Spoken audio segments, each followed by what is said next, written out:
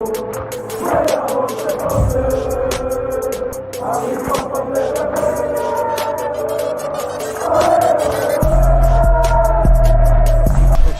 out to Kop-ish. Shout out to Kopish, guys. All the good work the up. two legends, Emil Heskey, Howard Gill. Can't get much better than that, guys. Yeah. You know what to do now. Like, comment, subscribe. I'm with legends, guys. Kop-ish.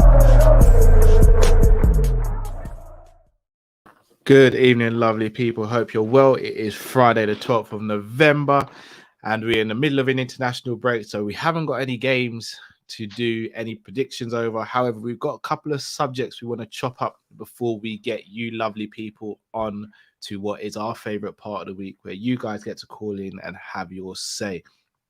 As always, guys, make sure you smash the like button, subscribe if you're new to the channel. When you come in today, you'll get a minute and a half to say what you want to say or ask any questions, and then me, Matt, and Drift will have a minute to answer those questions or respond to anything you've said. That being said, Drift, how are you doing, sir? A little scared it's Friday already. Feel like these weeks are flying by so quick. I don't know where my life's going, but time flies when you're having fun, they say, though, innit? Yeah, I think time just flies full stop, big man. Yeah, you see something happens, like you see when you're like you get to about maybe 17 years old and you just feel like life's gonna be a cruise and every day is running in the fields and kicking ball and all that. And then you hit like 18 and you're like, right, hold on, that went a year, that was a month. Where's my life going? It's crazy, bro. I hear you, bro. I hear you. I know the feeling.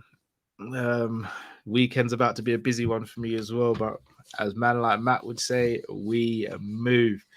So, Drift, two talking topics I really wanted to delve into. The first of which is, what is Liverpool's best 11? And the reason I ask this is because at the beginning of the season, I think a lot of people would have said a particular formation or a particular set of players. However, I think as the season's gone on, I think that's changed. And again, obviously, we're doing the whole magic wand and everyone's injury free. But what I'm not going to do is make it so everyone's at the top of their form. We're going to sort of look at form of how they've been in the last year and a half, and make a basis on that, because I think it's a bit disingenuous to say that. I don't want to mention any names. In fact, I'm just going to say it's a bit disingenuous to put someone in who's had a fantastic career as opposed to what they've been like for the last year and a half, for example. Form, then, you mean? We're going year and a half form, of form. Yeah, effectively a year and a half of form. But that's a bit far back to go on form. I'll probably say form is best to judge maybe only in the last few months, to be honest, because form can change. Yeah, because remember, Mo ain't been in form for 2 games, but he's been in form for the month before that. So that's how quick form can change.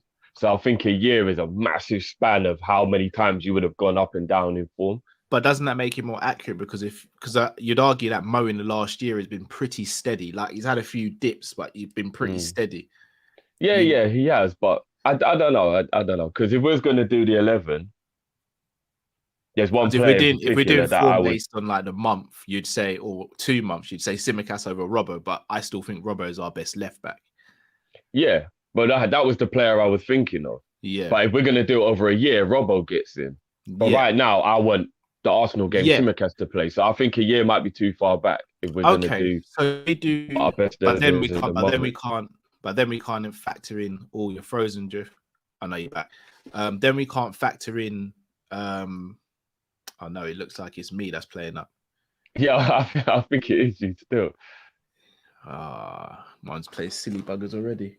No, I think you're all right again. Am I good now? Yeah. Yeah, you're all right again. Yeah. So, all right.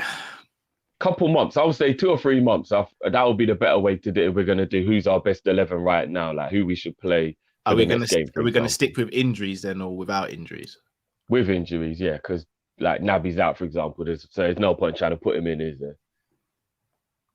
Cool. All right then, let's do it then. All right. Goalkeeper picks itself, right? Well, based on the last game, might fling Kelleher in there still. That's one game though, to be fair. Yeah, no, obviously I'm ramping. I'll be honest though, I'm very happy with Kelleher. Like, this is the most content I've been with a deputy goalkeeper since I can remember. Yeah, I'm a little worried about him having a game where he's under pressure though, but I am happy with him. Yeah. Do you get what I mean? Like not like that West Ham game. I would have wanted to know what he'll be like in a high pressure game like that. Yeah. Fair He dues. hasn't played in many high pressure games. True. That's true.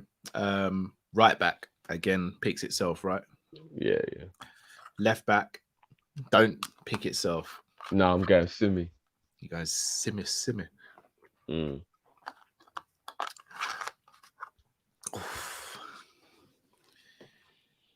Based on this season, I'm going Simicast as well.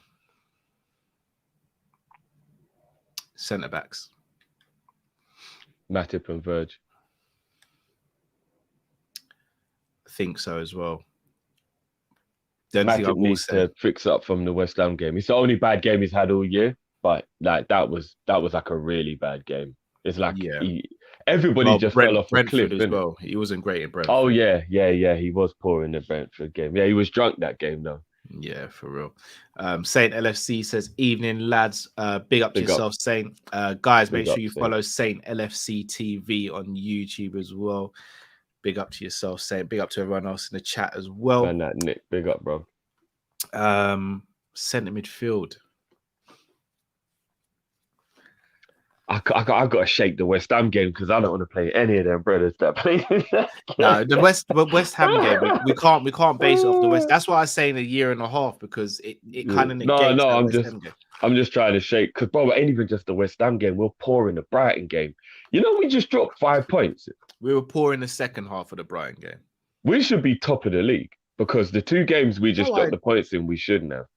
Well, effectively, we should have been because we should have beaten Brentford. We should have been beating Brighton. And I think the minimum we should have got is a draw against West Ham. So, yeah we should be top of the league. Sure. I mean, effectively, Chelsea could say that about Burnley and stuff. So I guess that's how the cookie crumbles. But yeah.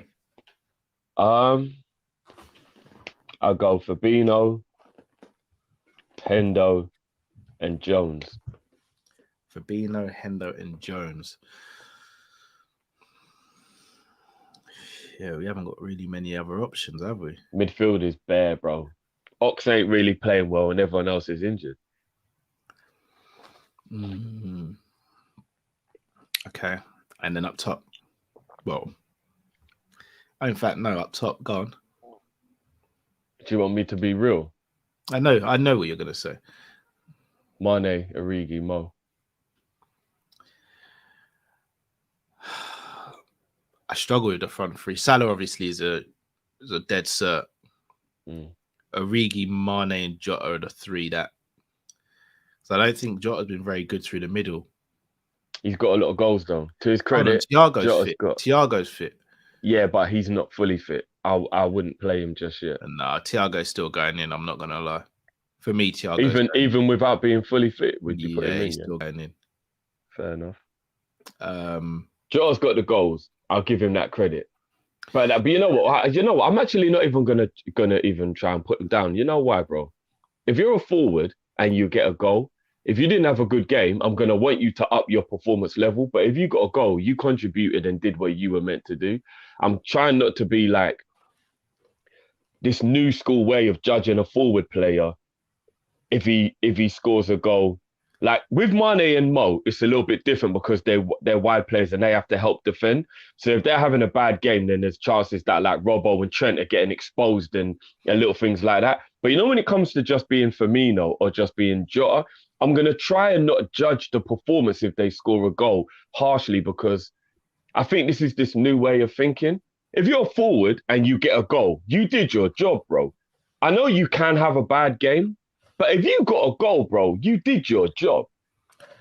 Yeah. So if Jota has a really poor game, but he got a goal, bro, he did his job, to be fair. Do you know what I mean? Like, I think we're too used to Firmino having those worldies and dropping deep and doing all that false 9. Back in the day, Gabriel Batistuta weren't judged on how much he pressed and how many touches of the ball he had. He was judged on if he put the ball in the back of the net. That's because the game's changed, though, Drift. But why have we changed? The game can change, but why have we changed? Why are we going to judge a striker on more than goals? No, but we have to, because if the game's changed, in the same way we judge fullbacks on more than just defending. We Yeah, judge but we judge wide that's a forwards little bit more than different, though, just. isn't it? It's not though, bruv. The game's just evolved, so they have to do No, more. because So we even though have the to game's change the way we critique and analyze. But even though the game has changed, their role ain't changed. So It for a has. fullback, we now judge them differently because now they have to advance. Now they have to get crosses in the box. Now they have to do more than just defend. Really and truthfully, a striker is still just get a goal. It's Like not though, that Drift. is still his job, bro. Get a goal. If No, you it's get a not. goal, you did your job, bro. It's not, Drift. It's not. Especially I for think us, we're it's too not. used to this game press and all that, bro. No, but I'm not gonna it's- lie. If you're a striker, you score a goal, you did your job, bro. No, To but be you're fair. not though, because it's not just us, brother. It's the same with every other team, pretty much. Every other top team, you can't just score a goal and it's calm. Like they can't mask over performances. I'm not even gonna lie. I feel like when it comes to that one role of being the number 9, if you get a goal, you did your job. Don't get me wrong, you can have a bad game. Don't get me wrong, you can have a bad game, but you did what you were on the pitch to do. No, back in the day it was like that, Drift. Because all right, so here's an example of that. So why do we say we want to out and out striker then, Cav? We're saying goals aren't all they're there for. Like, why are we bothered then? No, I want Haaland, bro. Like, yeah, but if Haaland don't play well in our system, but he scores goals, we're not going to judge him. He's slightly different, though, Drift. Let's be honest. Oh, what? No, but there's always exceptions to the rule. Goalposts? Are we moving the goalposts? No. There's exceptions still. All right, Drift. Has Ronaldo had a good season so far? Be real. Yeah, yeah, he has. I can't even lie. He hasn't been exceptional or anything, but bro, he's got about 7 goals. He has. He actually has. Here's the thing. I don't think Ronaldo's been that great. I just think he's been very, very good at scoring goals. But bro, if you look clutch is what you need, though, bro. No, but here's the thing, though, Drift. We've spoken about this before. Ronaldo's job, in your opinion, is to score goals, right? But look how it's affected the rest of the team because he doesn't press, he doesn't hold up the ball, and he doesn't bring others into play. So that's my point. Even though he's technically doing his job, what he's doing all around is actually hampering the rest of the team. So it's more than just scoring goals because, again, in my opinion, if you take out Ronaldo and you play someone else who's more of a team player, that player individually might not get as many goals, but then the rest of the team may adapt and play better. So the rest of the team play better and win games. In the same way, Jota scores more goals than Firmino, but how many games have we seen and we're like, that game needed a Bobby, because Jota weren't linking the play. And I agree with you. And there ain't nothing wrong with what you're saying. I agree. But on the flip side, isn't it the manager's job to utilize whatever weapon he has? And even if you have to get a man to carry the load of Ronaldo and do what he ain't doing, if he's getting the goals, you figure that out as a manager, and that's why Ollie's not top level. And I feel like we're too sucked into the Klopp way and the Pep way, where the game press and the high attacking from the front. It's Chelsea as well, though, bro. Because look how Lukaku's not been doing well at Chelsea, bro. No, but I don't think their way of playing is like West Ham, bro.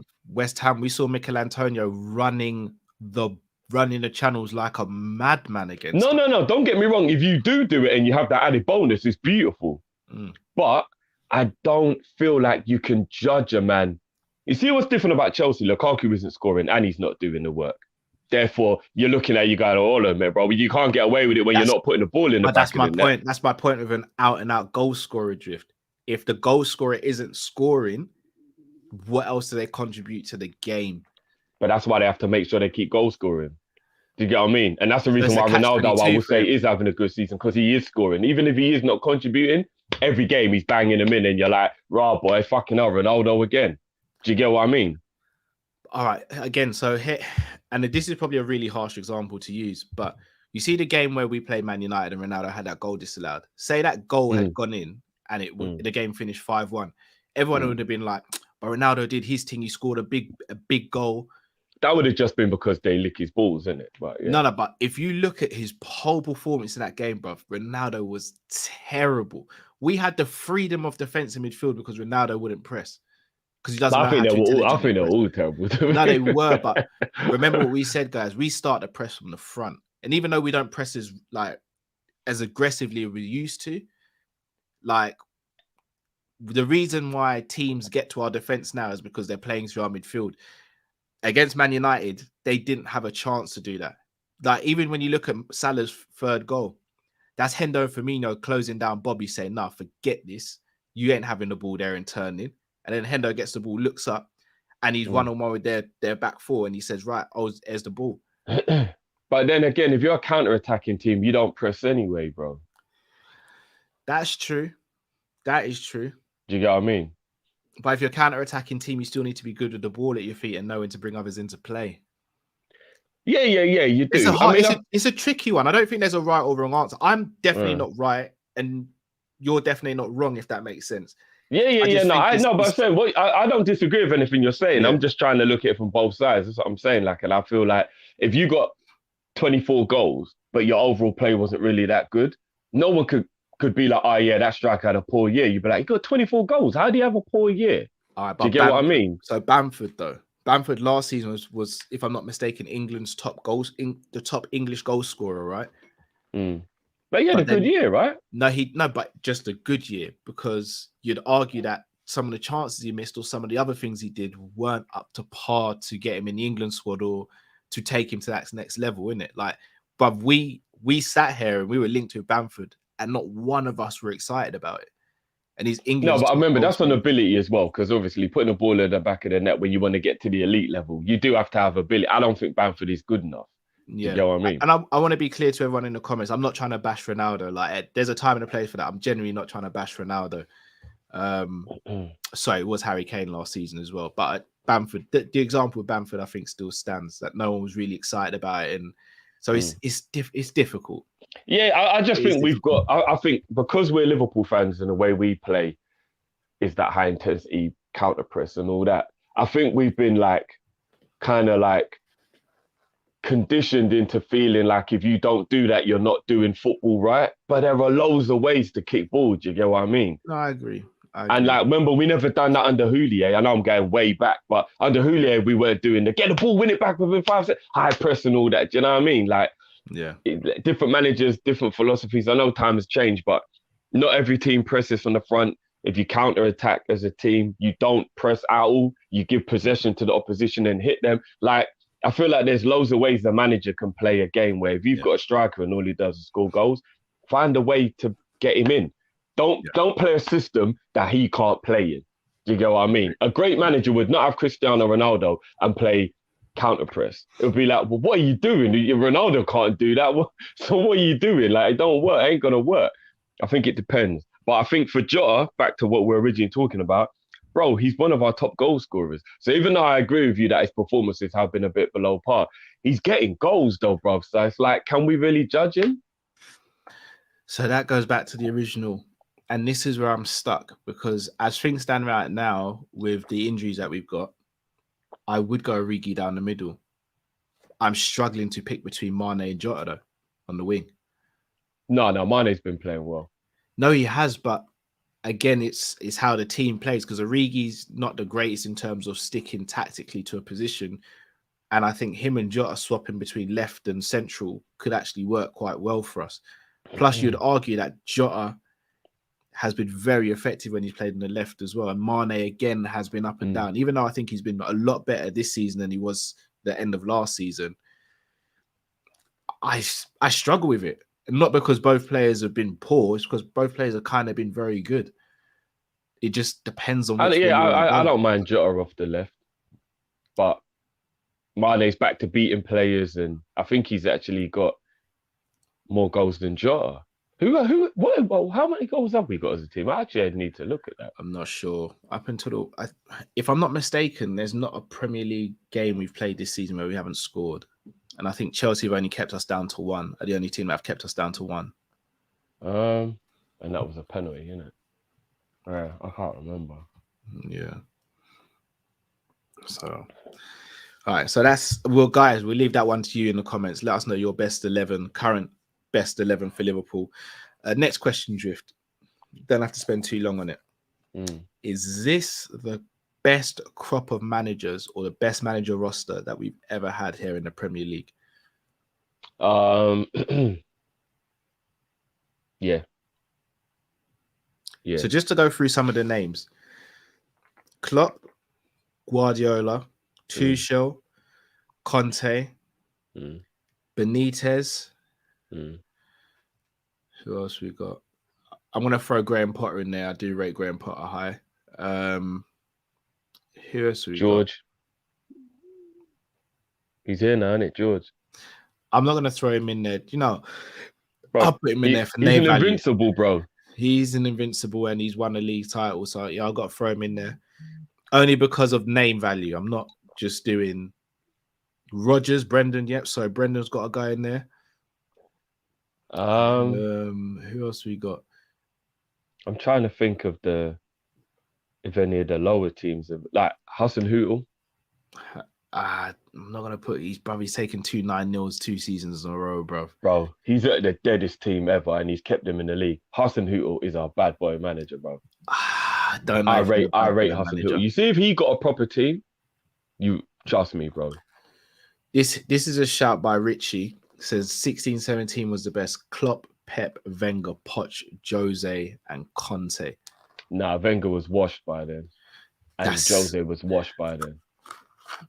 That's still Bielsa's in the league as well. We've got Bielsa. Yeah. If you're talking about for who they are as a name, then Wenger and Jose, yeah, I'll definitely add them. But they were washed by them, bro. Like that was only 3-4 years ago. By then, both of them two were at the end. Like at the moment, all the managers that are in there now are in their peak. Do you get what I mean? Like I think Wenger and Jose were done by then, to be honest. But I get, you know what I mean? I'm not gonna argue. Moyes, you've got to put a little bit of respect to Moyes' name as well from what he's doing so far this season. I know, but I wouldn't put him in there in a like worldwide respect. I don't think anybody gives a shit about him outside of England. But he is doing very well, and he's proving what I said he was. He's a very good Europa League level manager. Yeah, I think people judged him too harshly on the Man United thing because it was hilarious. It was funny as hell the way it was hilarious. But I'd argue and say if Moyes had got the same sort of backing and time as Van Gaal, Mourinho, and Oli, there's an argument to say he would have done better. Yeah, for real. He'd definitely done better than Oli. I think he'd have done better than Van Gaal as well. You see this, yeah? I just want to, because I was thinking about this the other day, yeah? See Hassan Hootel.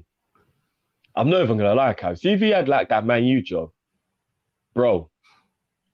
People have like really forgotten about him because, like you said, Southampton have taken a couple pummelings.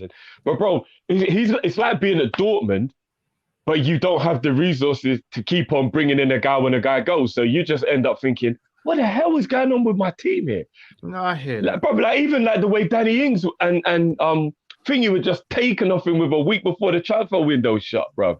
Yeah, that's you know true. what I mean. You like remember Thingy was it Tottenham Vestergaard went? No, it wasn't Tottenham. Who did Vestergaard go to again? Leicester. Leicester, yeah. Remember, Leicester Fofana got injured and Leicester just went, right, Vestergaard's only got 1 year left in his deal. We'll have him. And like Southampton have just got to turn around and go, Hassan Hootel, bro, there's nothing we can do, big man. And then you're like, what? Yeah, that is true. Like Armstrong. I'm not even saying he's not good. But to replace Danny Ings, fucking hell, like what's Hassan Hootel got to work with here, bro? Yeah. Like they're getting championship ballers to come and replace internationals, bro. Do you know what I mean? Like, bro, I think he's working miracles over there. And I'll be honest with you, I think Hassan Hootel is a bad boy manager. I think if he went back to Germany and got like the Dortmund job, or if he like went and got a job where he was like at a bigger club, but not an elite club, he'd prove to be able to go back in the running for one of them bigger jobs for me. I like Hassan Hootel. See, like Newcastle, that's the type of manager Newcastle should be going to get, bro. Not Eddie Howe, Hassan Hootel, because he's the type of manager that's not going to demand anything, but bro, he'll get their man playing ball, bro. I'll be honest with you, Drift. After everything you've just said, I can't really rebuttal it still. Can't really rebuttal it. Maybe I'm probably just being a bit looking at the surface level and just looking at some of the pummelings rather than the deeper narrative.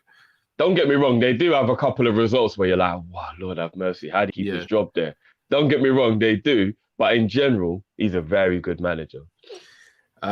This is crazy, this super chat from El Lad. You've definitely read Drifty's mind. You guys consider taking Mancini after Klopp goes? Drift, I'll let you answer this one. 100%. That's who I want to take over from Klopp. That is mad. We were literally speaking about this the other day, innit? Yeah. He is mad underrated, Mancini. mad underrated. He won the league with Inter. He won the league with City, gave City their first ever title.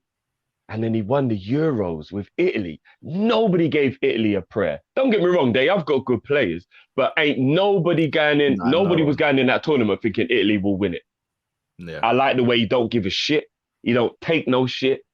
He plays decent football on the eye as well. He can be pragmatic or he can be attacking. He's got a good blend of both. Italy played ball Euros. Bro, Italy played ball, bro. Italy played, bro. Spinazzola and all them, man, bro. They played ball, bro. I like Mancini. I'm not even gonna lie. He's the one I want to take over from Klopp. I like Mancini, man. I'm not gonna lie. Mancini after the Euros has changed my opinion. I always rated him, but that's taking him up to another level for me. Like that was massive. Yeah, good shout that L lad. Genie Houdini says, fellas, instead of being relaxed and comfortable after taking a league like our title winning season, now and days I'm uneasy. Sorry, fellas. So he's basically saying instead of being relaxed like he was during the title winning season, he's more uneasy and nervous. I agree. Pressure. Yeah. Just defensively, we're not as good as we were that season. Like we went 1-0, 2-0 up. The game was done.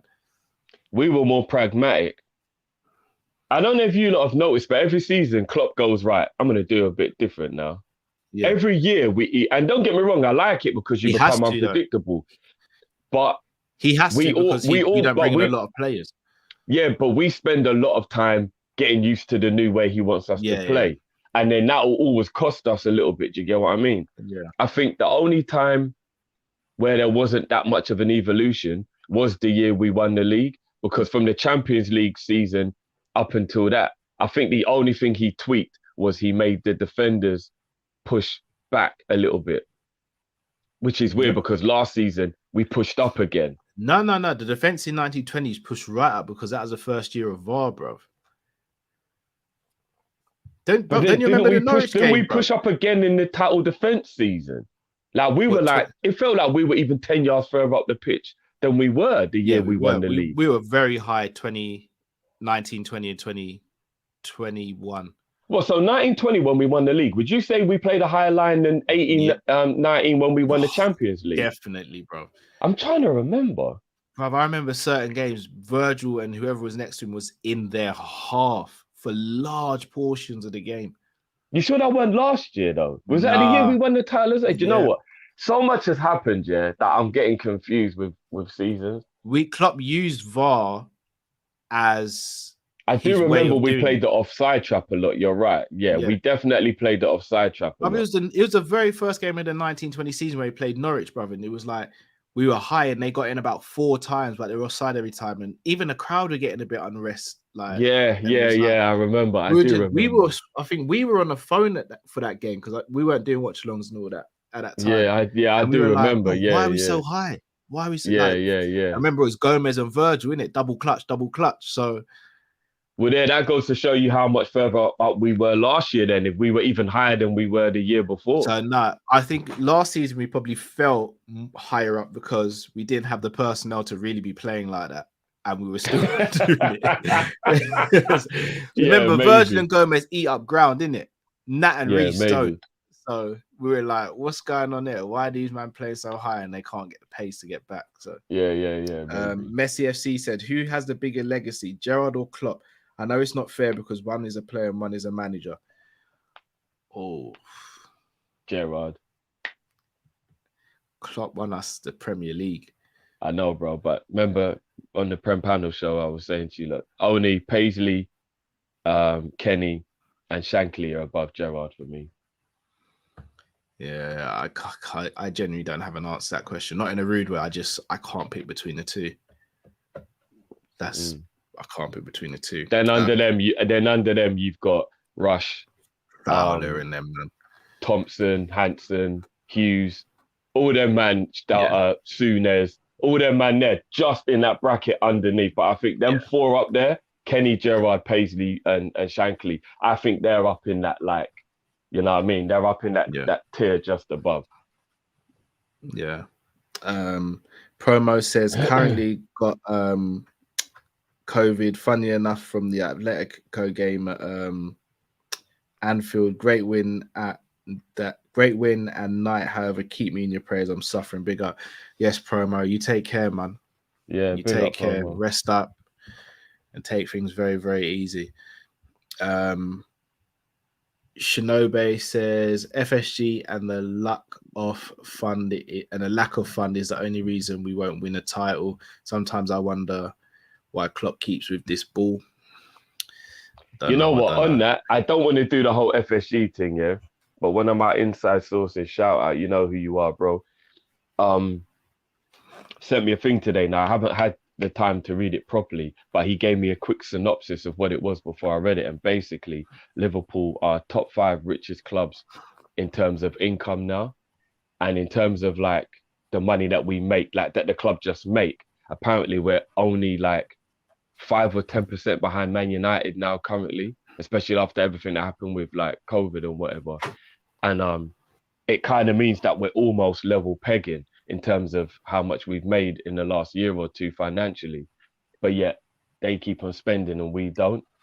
So but that's like because they've got money. They've had that money for a long time. So it's like Drift. If I'd been making $1 million a year for the last 10 years, and I'm still making that now, but you're making 1.1 mil for the last 2 years, I'm still going to be richer than you, even though you're making more money than me year on year.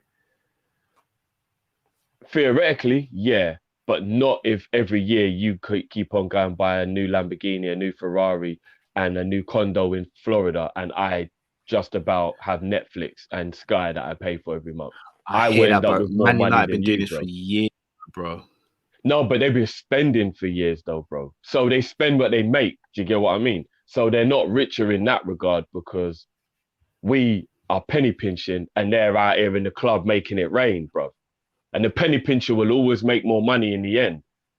Yeah. Basically, anyway, the point I'm getting to is if we're almost matching them now for the profit and all that, why are we not putting anything extra in when it comes to a transfer, and they're just dropping 500 grand a week on a Ronaldo and 80 mil for a Sancho? Do you get what I mean? Like, whichever way you look at it, I think it's different. Time to give Jurgen money, bro.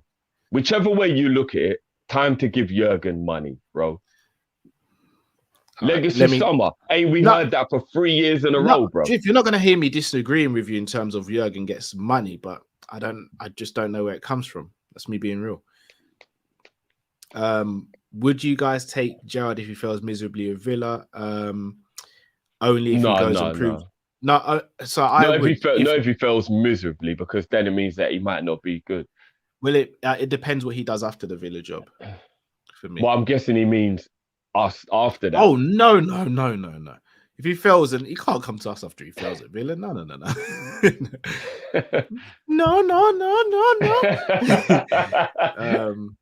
Genie Houdini says Reece that season would have to run back on defense as soon as he passed it forward because of the lack of pace, and you'd still get burned for pace. It's true. I don't want to shade Reece though, man. Reece held it down for us still. He shouldn't have had to, but he did. Jamrock, hey Cal, when are you going to finish the spreadsheet? I'm going to be real with you, Jamrock, without even going into my life at the moment. I'm working a 9 to 5:30 job, doing Kop-ish, 2 young kids, a wife, as well as all other stuff. Life's crazy busy, bro. So as soon as I can get a chance, I will. Don't think I'm neglecting it or ignoring you. It's just that life. I can't even get hold of this, brother. It's real. It's real. It's getting to the point where I'm like, should I call Stevie and ask where his dad is? It's like, trust me. I'm grafting, man. I'm grafting. Ash says, you seen that FFP report? We can spend 285 mil with no sanctions, 35 mil Everton in the red. Only Spurs 395 mil are financially better. That might be part of the report that I'm talking about then, because I haven't read it properly. But there you go, bro. All right, that opens up a little discussion point. I'm gonna get ready through these super chats, and then we'll speak about that quickly, Jim. Man, that shout out to Rack as always, bro. Thank you so much. Humbled and truly appreciative. Jamrock says, Cal, perfect analogy you gave there. I think that's regarding the United stuff that me and Drift were talking about. Jamrock says, Drift, United have made over 2 billion more over the time. No, I hear that, but they've spent 2 billion more. That's the point I'm trying to make. Like, Think I don't about know. it, I Ollie's don't. They had probably 400 haven't, though. You know, Drew. bro. Ollie's had 400 over 400 mil just in the 2.5 years he's been in charge alone, bro. Yeah, but that's Like they go who built? ham, bro. Think about it. All they ever do is try and fix a problem with money, Cal. Yeah, I know. They I really know. are the team. You know, like the rich man who don't spend any time with his children but thinks buying them expensive gifts is love. That is what United are, bro. Yeah. Like, really, do you know what I mean? Like, the squad doesn't actually get real love. It just gets money thrown at it all the time. Yeah. Do you get what I mean? That. Like, that's what they do, bro. Money can buy Shinobi. my love.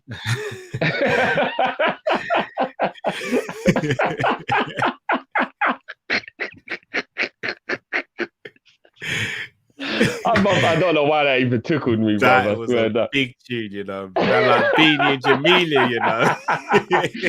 yeah. No way. Money can't buy my love. Nah. Oh my God, Beanie, man. Says, honest question for you both. If Gerrard stops us winning the league, how do you feel? Devastated. What, you mean Villa win it or Villa beat us in the game that we were meant to win it? Oh, no, he's an op then. I don't care. I'd be devastated. You know what? I know I'm going to be naive as hell and so unrealistic when I say this, but I'm going to be real with you.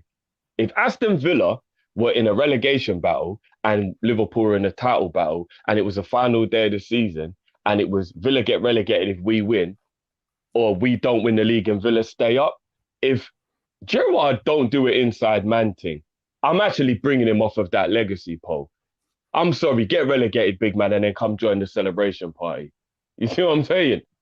Devastated. Like, it is what it is, bro.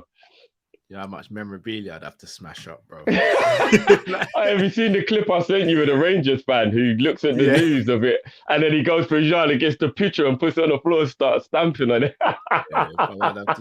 I'd have to rename my like it'd be techie for me, bro. Like... No.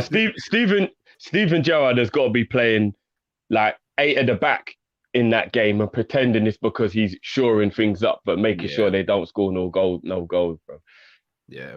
Jamrock says, yes, that report is correct because FFP is a 3-year cycle and FSG haven't spent much, which is why they can spend that amount. Drifty analysis is incorrect. What do you mean by the analysis, Jamrock? Which part? I'm guessing he's talking about when I'm saying that Man United keep on spending money all the time. Oh, okay. Do you know what?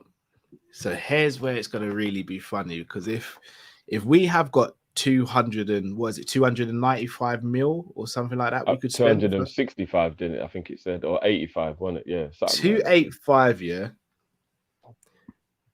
that puts me in dreamland. But here's where it gets really. They won't do it, Cal. Don't do it. No. But here's where it gets techie. They won't do it, bro. You know they won't do it. If Tottenham go and do it, considering they've got 395 to spend, they will. Conte's there, and he's going to need that, bro. Then for me, there's no debate about FSG anymore. In my personal opinion, because 285, and I know this is FIFA Football Manager at its finest, but 285 means that's what you start with. You can sell Nico, in my opinion. You can get a right back called Mazraoui for free. So you've got 295 to 300 mil sitting there still. There's a lot of big boys in that free list as well for any non-members who don't know. Hear me out, Drift. I'm cooking now. I'm cooking, bro. I'm cooking at the moment. So that's 300 mil, yeah. If you've just sold Nico, yeah, we're good for goalkeepers and we're good for centre backs. We're good for left backs, yeah. Now we've just acquired another right back to compete with Trent on a free. If I'm doing my Football Manager FIFA thing. Basuma for 30 mil. So I'm down to 270. Yeah. Neto for 40 mil. Yeah. I'm down to big risk after the injury, but yeah, I hear you. But I got 270, bro. I got 270. I can't. I know, but you know what they're like. If they buy us a player, we won't get no one for 4 years, bro. All right, but Jeff, hear me out. That brings me down to 230. Yeah. So that's Neto, Basuma, and a right back. And I've still got 230 left, yeah? Haaland's got 65 mil buyout clause. I mean, you got to factor in all of them agent fees that'll Yeah, come with all it. right, But but yeah. the agent fees and the wages could be covered by the rest of that money. Those four Well, players, we it's win that new everything. 10% rule or whatever now, isn't it? Whatever it is, bro. Yeah. You see that there? And then instead of getting another central midfielder in the summer, I would drop Bobby right back into midfield and I'd keep Origi for one more season if he continues like this. You have a front three of Jota, Mane for the left, Haaland, Origi for the middle, Salah and Neto for the right. You have fullbacks in Trent and Mazraoui, Tsimikas and Robbo. Centre-backs are the same. Goalkeepers are the same. I'm going to be real with you, Drift. We win everything and there's not an excuse for it not to happen then. No, that's real talk. And that'll probably cost about 150 mil, what you just said, roughly, if we work it out. And you see Haaland's contract? That comes out of the money if you really want to do it then. I'm good with it. Because you got Haaland secured. And you've got the Premier League and Champions League secured with those players. Yeah, but we know they won't do it. Now I'm going to wake up and read these super chats. I said Villa versus City last day of the season. Just saying. Ooh, that is mad. What? That's this mad. year? Yeah. Ah, bloody hell. Everyone in the comments saying Bellingham. I'd actually give Bellingham one more season at Bayern Munich. So, Borussia Dortmund. Sorry. I was going to say, but he'll end up at Bayern Munich if you do that, bro. No, I'd give him one more season at Dortmund. Let him fine-tune his game a little bit more. That's just me personally, though. No, I hear that. But then Man U or Chelsea or one of them boys will get involved. Potentially. And if they do, then you still got more money left in the kitty, innit? Get involved. I know, but if we lose Bellingham, that would be a blow, man. Yes, it will be a blow, but it'd be more of a blow if we don't even try and get him, considering I think Klopp would love him at the club.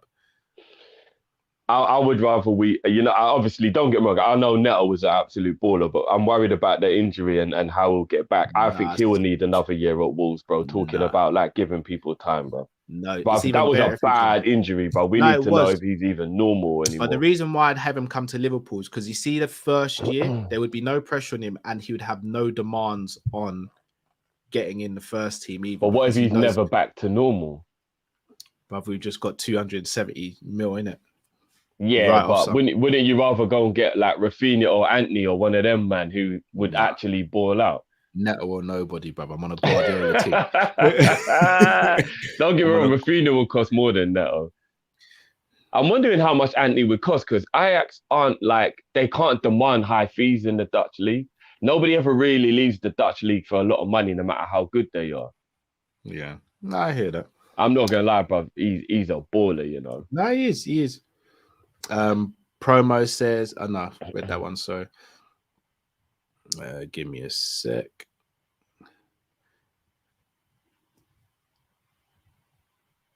So Rahil says, seeing that FFP chart and that we're allowed to spend 270 makes me feel vindicated.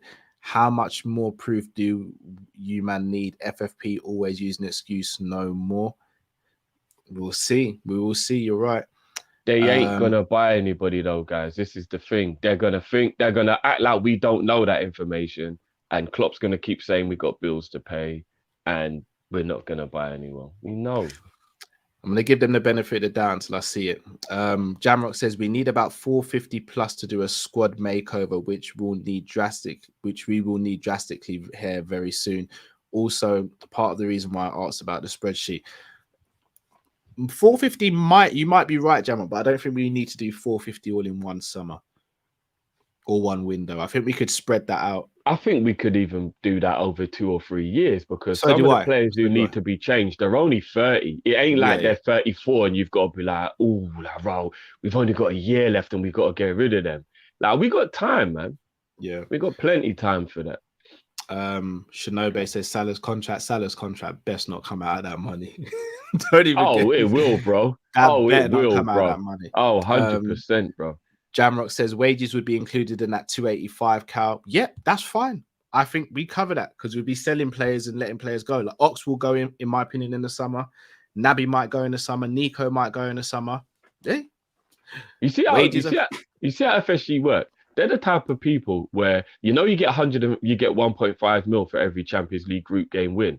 But they're the type of owners that I'll say to Klopp, if you want this new Salah deal done, you better go win them last 2 group games and Is get that that 3 true mil. though? Is it 1.5 yes, for every game won? What 1.5 mil for every win you get in the group stage? It's a fact, 100%. Even Klopp confirmed it in his post game interview, because they said you're going to go weak now because you can rest people. He said, well, you win money every time you win a group game, so it's not really like it's good to throw away the game.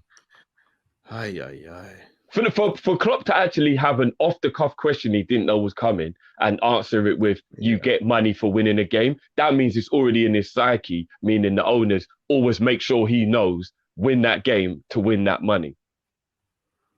Yeah, that's kind of mad. So that would be 3 mil for 2 wins, right? That's Salah's contract money, innit? You know, like as to add to the contract money. That's the type of shit that they would do, bro. Be like, you want that Salah contract? Go. Well, a couple of people are saying it's 2.5 per game. I thought it was 1.5. That's mad. If it's 2.5, we're going super strong in the last couple of games. Oh yeah, 100%. That's 5 mil right there. Then if that's right.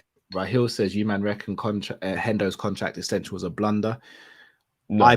I personally don't. I do think it was a blunder not extending Genie's though. Oh yeah, 100%.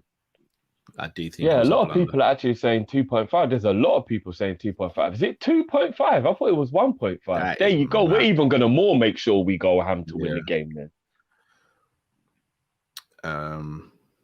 All right.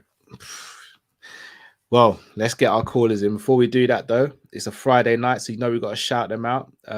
Fans bet. Obviously, there are no games in the Premier League this weekend, so there aren't any games to bet on in terms of Premier League games. However, there are other stuff you can bet on with Fans Bet. They have a wide range of sports you can bet with. Not only are they a betting company, but they're a company that give back as well. You can designate a charity where money goes to charity as well. Obviously, you have to gamble aware. If you have an addiction of any sort, please do visit the various websites and do read up. You have to be 18 plus to take part as well. But FansBet, in our opinion, are probably the best betting company in terms of morale, etc. Please go and check them out. All you have to do is click the link in the description and sign up to FansBet today. We got FansBet each and every time. Another super chat here. Mr. Dare I say it, Drift. I suspect Robbo is being sold next summer. Oh, I don't. Whoa. Klopp loves Robbo. Yeah. Robbo would have to fall off a cliff for Klopp to sell him, or they'd have to have a massive fallout. Plus, Robbo's the type of guy that you can start using the same way we do Milner, where you just bring him in where and when you need him because he's so professional. He'll keep himself fit and all that. Do you know what I mean? A-Spec says, spending within financial fair play has never been our issue. Guys, these man are just tight. They ain't spending anything. Yeah, no, but that's facts, bro. A-Spec's like that. It's real, bro. We always know that. They've always used it as a little excuse, but we know they've been able to spend more than they do, man. We're in the green for like 80% of Klopp's tenure. If you're talking about in and out money, like, come on, man. Like, it's so obvious they could spend more. They just don't want to. Yeah. They don't want to, man. They don't want to. Jean Gray says, good evening, gents. Your fellow Liverpool fan tuning in, awaiting 12 a.m. to celebrate my Earth Day. Send enough love to you all and the Twitch family. Well, unfortunately, we're not going to be on until 12, so you know we've got to celebrate and start the party early. Yeah, big up, man. Happy birthday. So big up to yourself, Jean. Have a fantastic birthday, and this is for you.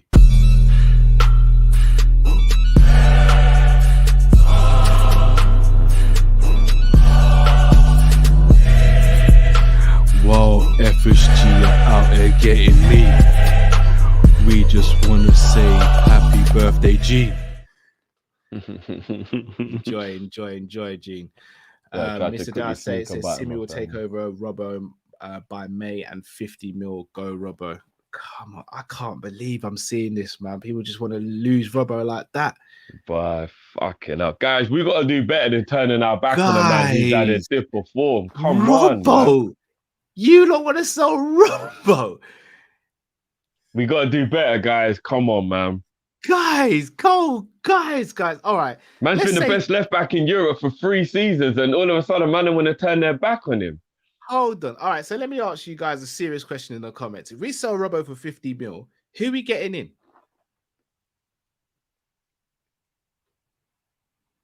Who's coming? Come on, man. Guys, come on, man. We can't just be you're allowed to dip in form, guys. Come on, we're human. Robbo. It's 11 games into the league, you know. Come on, man. Robbo. Like, you lot know me. I can be pretty harsh when it comes to players, but Robbo. Mr. Iron Brew. Nah, man. I'm all good with Robbo holding bench for a little bit. But Robbo. Mr. Dare says, I don't want to sell Robbo, but this is FSG. But I don't care who's running the club. Robbo. Like, Robbo has got to do something so wild to even be considered to be getting sold. Yeah. I saw someone just say we're being too sentimental. For Robbo. Robbo, he's not like he's 34 and he's over the hill and we're like, we want him to hang around. How old's Robbo? 28? Come on, guys, we've got to do better. Robbo. Anybody who actually wants Robbo out, give your head a wobble. Give your head a wobble, man. Robbo. Anyway. He's 27 years old. Robbo. Come on, guys. Come on.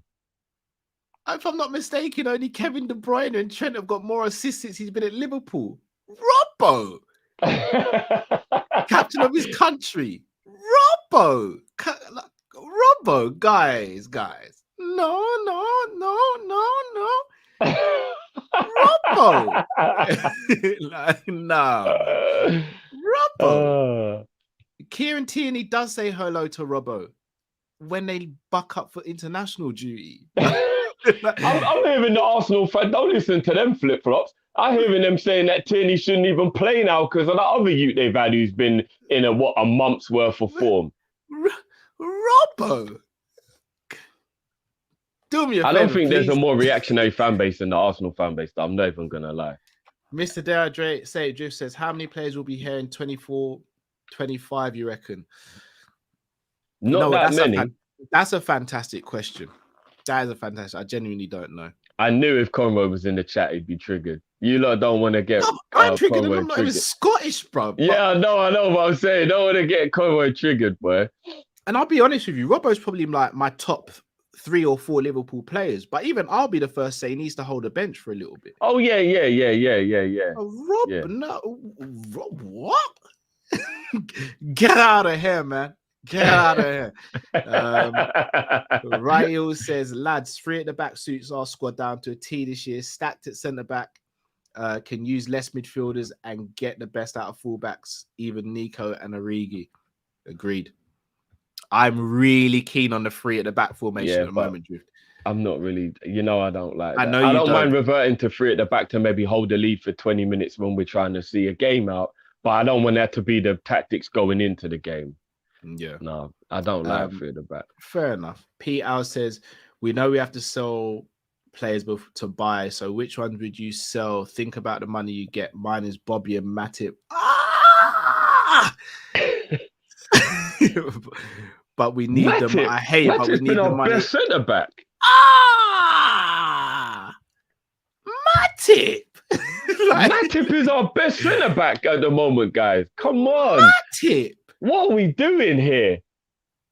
Bobby. Matip. Robbo. Guys, please. I'm not selling Bobby or Matip. I'm not. Got owners, put your hand in your pocket, man. And then why do we always feel like we have to pick a man and get rid of him? It'd be like, yo, who's hungry? Yeah. I'm hungry. You're all hungry.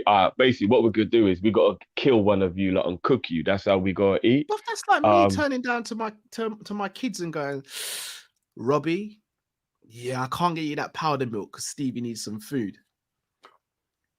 No, put your hand in your pocket. If I need to go into my overdraft to feed my kids, I gotta do it. I'm saying, bro. While we're out here doing dip dog shit on what squad members should be sold. Come on, man. No, I'm gonna be real with you. The players I would sell from the current crop is Nico, Adrian. I'd let go. So Adrian, Nico, Naby, Ox, Origi. I'm 50-50 on because of how he's been so far this season, and Minamino. So 5 players are the ones I'd get rid of. Hey, the gas is already here. Big up man like Alex as always. Looking forward to overtaking you guys in the table, drifting Cal. Not gonna lie, love you boys still. This is how the Arsenal man are moving now, bro. Couple results and it ain't Arteta out anymore. It's we can win the league. Nemo J says Cal's voice. Nico Taki, no. yeah. Demo don't want to get rid of Taki. As soon as I mentioned Taki, I should have just heard the gun behind my head from Demo, innit? Nah, I'll be honest. I'm seeing a lot of love for Taki in the comments. I don't really see it. No, I don't think Taki should be gotten rid of just yet. You wouldn't sell him in the summer? No. So where's he going to the amount of money that we would get for him wouldn't even help. No, it's not about the money though. It's like we've got. No, but I think Taki makes a great squad addition for like the FA Cup, the League Cup, and all that. To play where though, bro? If we sign 4 top players, bro, where does he play? Yeah, but none of them players would play in the cup, for example, would they? What? I think Taki's been all right this year, man. I'm not even going to jump on Taki, man. Okay. I think he's been all right, bro. Bro, I think Taki and Origi can win us the League Cup, bro. I don't, bro. As a strike partnership, they're doing all right, bro. MR Tooney said, I'd take Spinazzola over Robbo right now. Okay. Yeah, but are we talking about form or are we talking about as a player, bro? The words right out of my mouth drifted. Come on, guys. Robbo's just out of form. How many games I'm going to ask, and I'm asking this generally, have you watched Spinazzola play as well? Because if you're just basing it on the Euros, then Jorginho and all these man are worldies as well. Like Chiellini and Bonucci are the best centre-backs in the world, if that's the case. Robbo's been playing really well for Scotland this season as well, so I feel like it might be a Liverpool issue. I don't know if it's tedious, if our system is more tiring or whatever. I don't know. You know, a new environment can freshen you up a little bit. I don't know. Robbo I don't know, but he's been playing well for Scotland. He's part of the reason why they might qualify for the World Cup. So everyone just quick to just put Robbo in the bin. Give your head a wobble. Come on, man. Yeah. P. Al says, Drift, we think like that because we know that's the only way we can improve. Cal, all the players you just said, you will buy one good player and we can't improve. I hear that. I hear that. I do, but remember, we got 285 mil. That's what I'm holding on to right now. That's what I'm holding on to. FSG like watching their money grow though, Cal. So, and I like watching our team and our squad grow. I got the two contradict themselves, so someone's got to lose, isn't it? Someone's got to lose, bro. And I've been losing for the last few years, so I'm looking to win now, bro. Mr. Dalsadra says, if we don't sell one of our favorites, we're not getting no one. We shouldn't have to be. I hate the fact that there is truth in that. Yeah, we shouldn't have to be like that. Guys, the phone lines are open now, by the way. But no, it shouldn't have to be like that. Shouldn't have to be like that. I'm not gonna lie. I've been hit sideways by the comments now. I knew you were getting angry because you went, it doesn't have to be like that. Nah, it shouldn't have to be like that. Well, it gigs, you know, about that. Nah, it shouldn't have to be like that. What are we doing there? So hold on, let me get this straight. Yeah, so Robbo has been balling out for all these years. Yeah, and you man are now saying because he had a couple of bad months that you're just gonna dash man under the bridge and that and sell him. Yeah. I'm Spinazzola, bro. I'll spin records, bro. I don't spin Zola, bro. Yeah, and look, let me tell you something. Yeah, Robbo's been batting out from day. Obviously, I know Robbo's from Scotland and that, but if Robbo comes to the town, yeah, you know he's gonna get the finest treatment. Man will have the iron brew on ice and everything for Robbo. Yeah, so make sure you understand that Robbo's a go in this thing. Best left back certified in the world, just going through little bad form. It's like, look, it's like when I drop a a lyric that no one really gets. Remember when I dropped that Batman lyric? But now look, everyone's jamming to it at festivals and all that. Make sure you lot remember that. Big up Robbo and that. Bruv, I can't do with any more Robbo talk. I'm never gonna lie. The Robbo talk's getting a bit crazy in it. It's hit me for 6. I'm not even gonna lie. I'm not gonna lie. I saw it coming. There was a couple people saying Robbo out and that after the West Ham game. By the way, one of the best player played to Abdi, to answer your question real quick, bro. Oh, sorry. No, that's cool. I'm not even gonna lie. What me and my boys used to do is we would go on Football Manager. Shout out to my boy Cleve. He's an absolute master. And what he did is he worked out a way to take the Football Manager stats, which are pretty actual real life accurate, and convert into a way that you can make it what the PES stats were. Because I don't know, Cal, you probably don't know, but PES comes with horrible stats. The players are crap. Yeah. I don't know why. I think they want to make the game slower or whatever.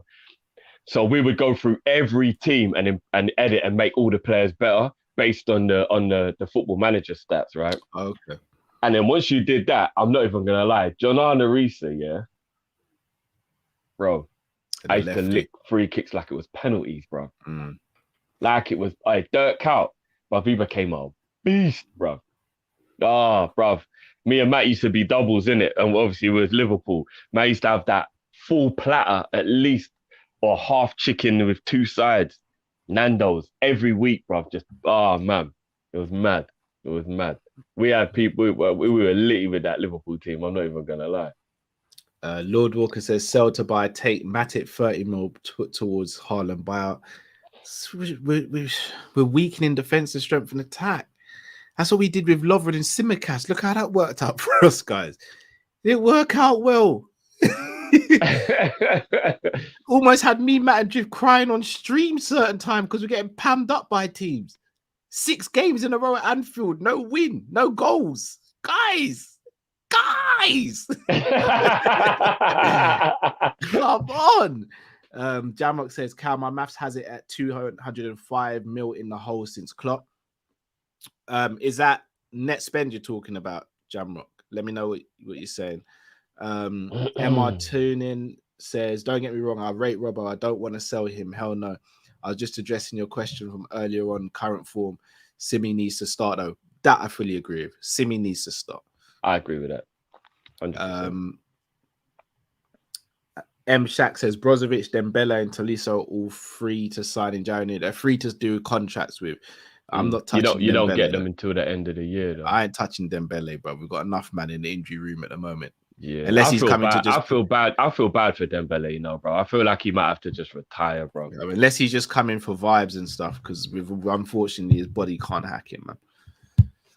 Harsh to say. I reckon he'd get injured raving. Oh, jeez. You know them ones, bruv. Like, I don't know, some like Elephant Man will come on like on a reminisce thing, but like down the flank where you got done. You say man pulling a migraine, really getting a migraine, yeah.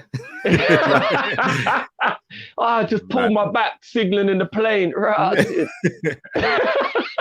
Like, yeah, you need to get out of here with that, bro. All right, cool. Right, guys, just to remind you, 1 minute 30 on the call. I'm going to start as soon as you guys get brought in, I'm going to start, okay, people? So try and be ready.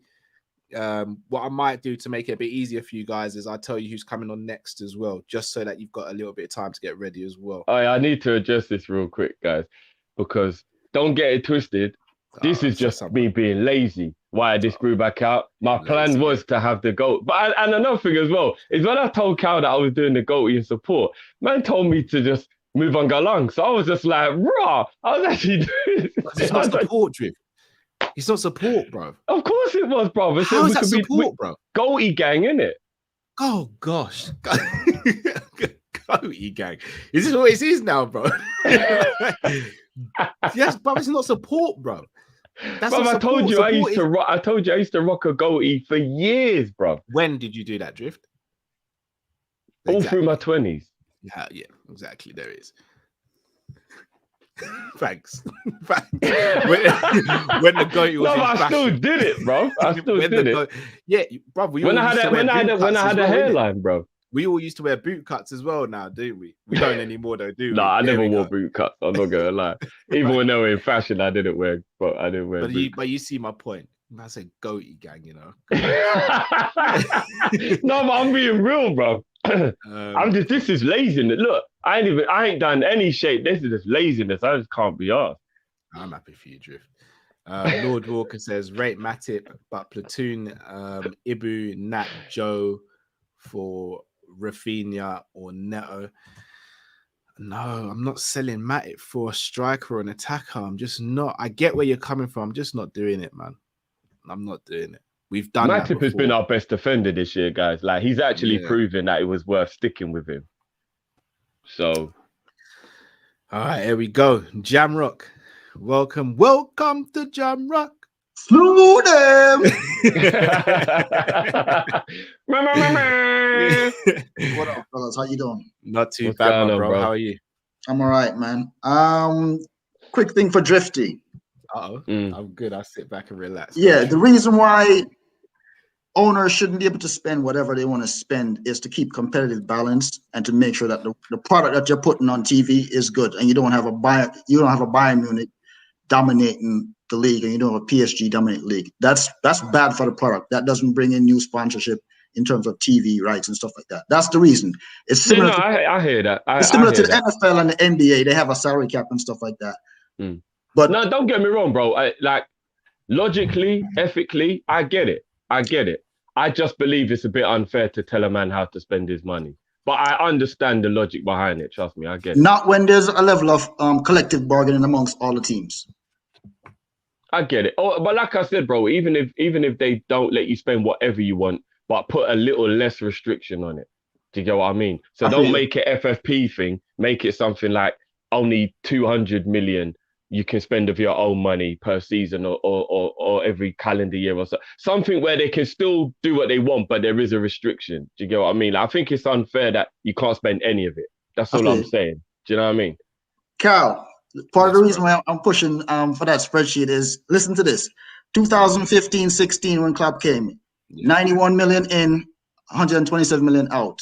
Next year, 85 million in, 80 out. Next year, 185 in, 174 out. Next year, 41 in, 182 out. Next year, 45 in, 11 million out. Next year, 17 million in, 83 out. Next year, 28 million in, 40 out. That's why I wanted it, because when people can see something visually, they can be like, oh, I forgot about this. I forgot about that. I forgot about that. So I might actually put it together, because this is what I do pretty much on a daily basis. We know you do, bro. We know you work with John and them, man, bro. So I might try to put it together when I have time, but that's part of the reason why I kept on pushing that, because I want people to visually see. Yeah, I hear that. What I'm referring to, because I still believe it's a media narrative off of that one transfer window, which is the Coutinho transfer window. Everything else, I still think it's a media narrative, personally, when I actually look at the numbers. But I don't want to take up any more times. Stay blessed. No, big up, bro. But before you go, bro, see what you were saying there. How far back did that stretch? Was that 5 years? Did that stretch back? No, this is just for when Klopp came in. Oh yeah, so 5 years, yeah. So the last 5 years, yeah. 16, because you had mentioned that they've made a profit since Klopp has been here or something like that, and I'm like, no, not really. They haven't been, and even if you look on their financials, they haven't. They just started making profit like 4 years ago. Yeah. So that is true. That's why I wanted to kind of have you guys visually see it, so it can spark a conversation with the chat. But if you get that done for us, but we can just do a show on it. You know what I mean? I'm gonna do it, because that's what I've been trying to get to for a while now. Yeah, no, big up, man. And then I'll send another super chat in regards to that. Owners being able to invest in the club. It's not what you think it is, Drifty. I'm always willing to learn, bro. I'm always willing to learn. I'll try to put it in a super chat and be concise as possible. Yeah, man. Big up, man. L to the wealth, guys. Big up, man. Big up, bro. Bless. Take care, man. The legend that is Jamrock. All right, gonna bring in our next caller now. Man, like Liverpool. Yo, what's the gang saying? Big up, big up. You know what? Firstly, I want to say big up to Jamrock, man, because he always comes with like real good solid combo, and he's respectful as well, as you man was said. So again, big up to Jamrock. I don't know him, but yeah, nice definitely, man. 100%. I respect that. But I got three things. I'm not gonna lie. You man are gonna kill me today, but. Oh, no. I'm gonna rip the band-aid off, so I don't know if you want to write this down in it. I'm writing, bro. I'm writing, you know what? Nothing else can hurt me this evening after the Robbo talk. I'm not gonna lie. No. You might need to relax because I'm Scottish as well. So like, relax. Hey, tell him again, bro. You know what? My first one is I don't know if you watched the Rio Ferdinand's YouTube, and I think he does like a five live. Yeah. I've seen a couple episodes. Yeah. So there was a conversation where who were the 5 best British, 5 top British players ever in the Premier League era. And I was just wondering, I think Hamanchu actually asked you. I was talking to him in the chat earlier, and I think he asked it last week.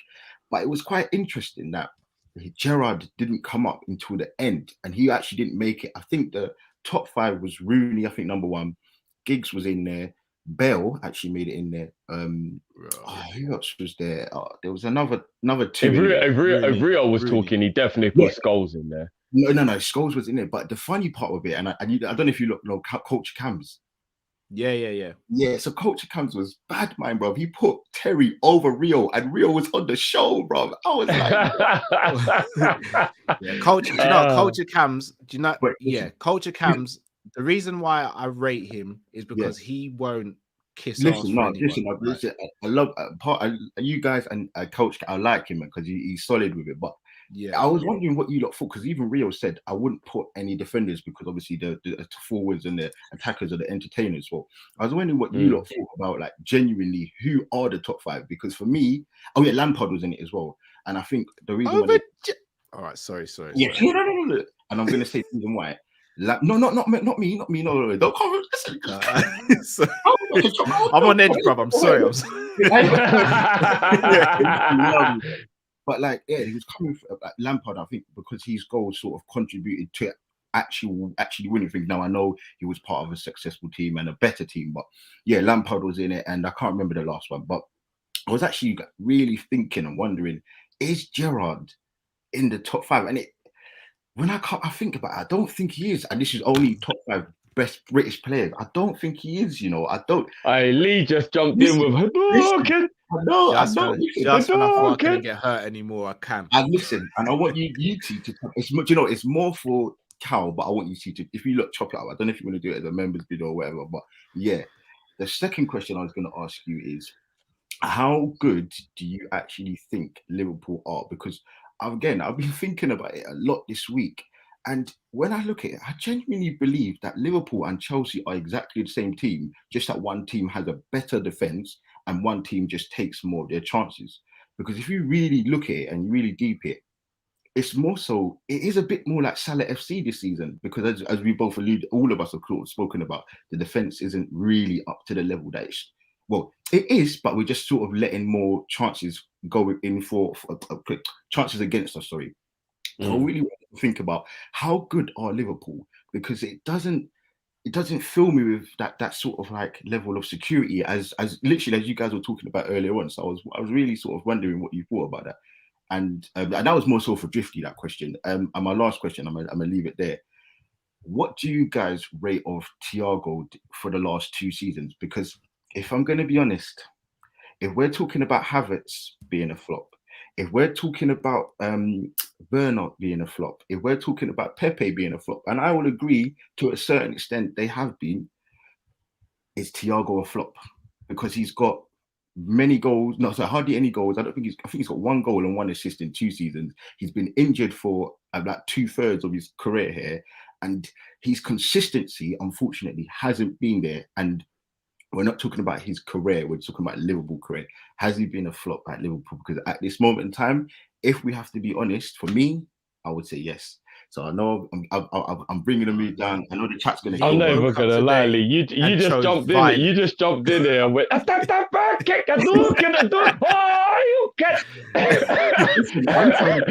just came in here and just went on a mad one. He woke up today and chose violence. You know what? But I'm gonna ride out for Thiago. Robbie tried to do this to me the other day, still on the watch along. So I'm gonna ride out. But yeah, we'll chop that up now, big man. Listen, no bias thing. Let's just keep it real. Like when you really deep it, when you think about it and deep it, then you can then answer it some objective. But unless we're talking about Origi, I'm always unbiased, bro. My last point I was gonna say, Callum, you know how cocky you were yesterday, bro. Your team weren't that, Your team weren't that, bro. What? Your team was better than yours. What is going on? I pulled it back. Lee pulled it back before he left. My G.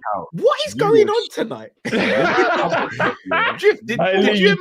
you and Matt send out a tweet and say let's hype Cal tonight? When I was looking at your team, I was like, bruh, your team ain't that, bro. You were gassed.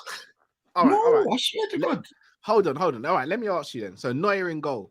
Are we not saying he's one of the GOATs? No. You know what? You know what you do, Cal? You literally like to go through the team and try to canoe. No, I don't need to know. I know. You doing it yesterday as well. You were literally repeating your team so everyone was gassing there. When I saw the scores, I was like, yeah, I agree. Your team was dead. What? Tell him again. You had Barnes. Who was the other guy? You had Ibrahimovic. I'm like, Ibrahimovic, he was not that guy. You ruined your whole team. You ruined your whole team with that, man. I'm telling you, the best two teams were Drifty and Matt, and I'll give it to you. I'll give it to you. Matt had running through his team.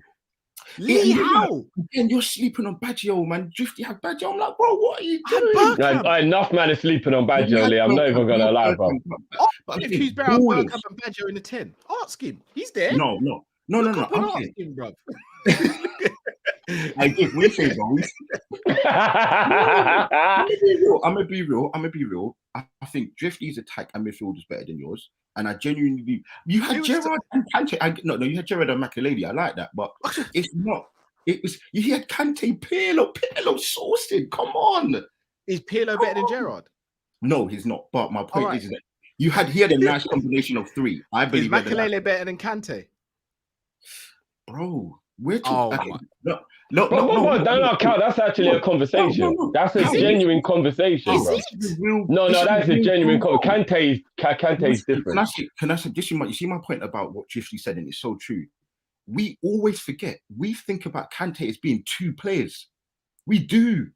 Yes, and Makelele revolutionized a position on the football pitch. Okay, you're right. He was at the Galacticos with arguably one of the best assembled teams, and when he left, they won nothing. And when he went to Chelsea, they won stuff. Just because I'm a revolutionized position doesn't mean that someone can't come along and be better. It's almost like saying your son, your daughter can be taller than you. It doesn't mean that they're better than yours. It just means that they're taller than you. And that's agreed. But Makelele is better than Kante. I'm not gonna lie, bro. Kante left Leicester and they've never done anything ever since. And Leicester and Real Madrid ain't the same thing, bro. Exactly. He literally we talk about Kante won Leicester a Premier League, bro. What? Oh, so Vardy and Mahrez were just on holiday playing golf, yeah? He went. No, but if you think about it, Kante went from Leicester to Chelsea and won back-to-back Prems. I'm not shading Kante. And a World Cup. But he's not better than Makelele. For me, Kante's the reason why Chelsea just won the Champions League. Kante is literally the reason why everybody who wins, like every team that wins something, Kante's like the key to the win. I'm not even gonna lie, like he actually is. So hold on a second. Let me get this straight. Let me get this straight. I've got the weakest midfield. This is what you man are saying. No, but hear this, because I don't want to, because I'm taking too much time. I just wanted you to say, I want you to understand that you were so adamant your team was smoking, and it wasn't. It really wasn't. Tell me a position where I'm weak? I believe your defense was good, but it wasn't actually that much better than the other two teams. Your midfield for me wasn't. I had Thuram and Ashley Cole as my fullbacks. Who's getting past them? Yeah, they're good. They're amazing, but it's just your team overall wasn't better than Drifties and Max. And I feel Stam and Maldini. What are we doing here? Lee, you're never gonna convince him, but big up your damn self every time, bro. Sam's beastly, but. Who did you have, Jiff? You had Nesta and... I had Van Dijk and Nesta. That's the best defense out of all of them. I don't care what anyone says. What? No, it's not. But it is. I believe he and Matt had the better team, and Matt overall had the best team. Personally, I do. Personally, I don't know what I've done to you, Lee. If I've done something, I'm sorry. Listen, bro, you know I love you. All you man are my guys for days, but listen, I'm trying to keep it 100. I'm gonna keep it a buck. No, bro, do your thing, Lee. Do your thing. I'll talk to Cal afterwards. I'll calm him down, bro. Listen, My head's gone, bro. I'm fully rattled now. Enjoy the weekend. Liverpool went in. I still love Liverpool, man. Even next week, I'm hoping it's 8-0. I can't wait. God blessings, all of them things.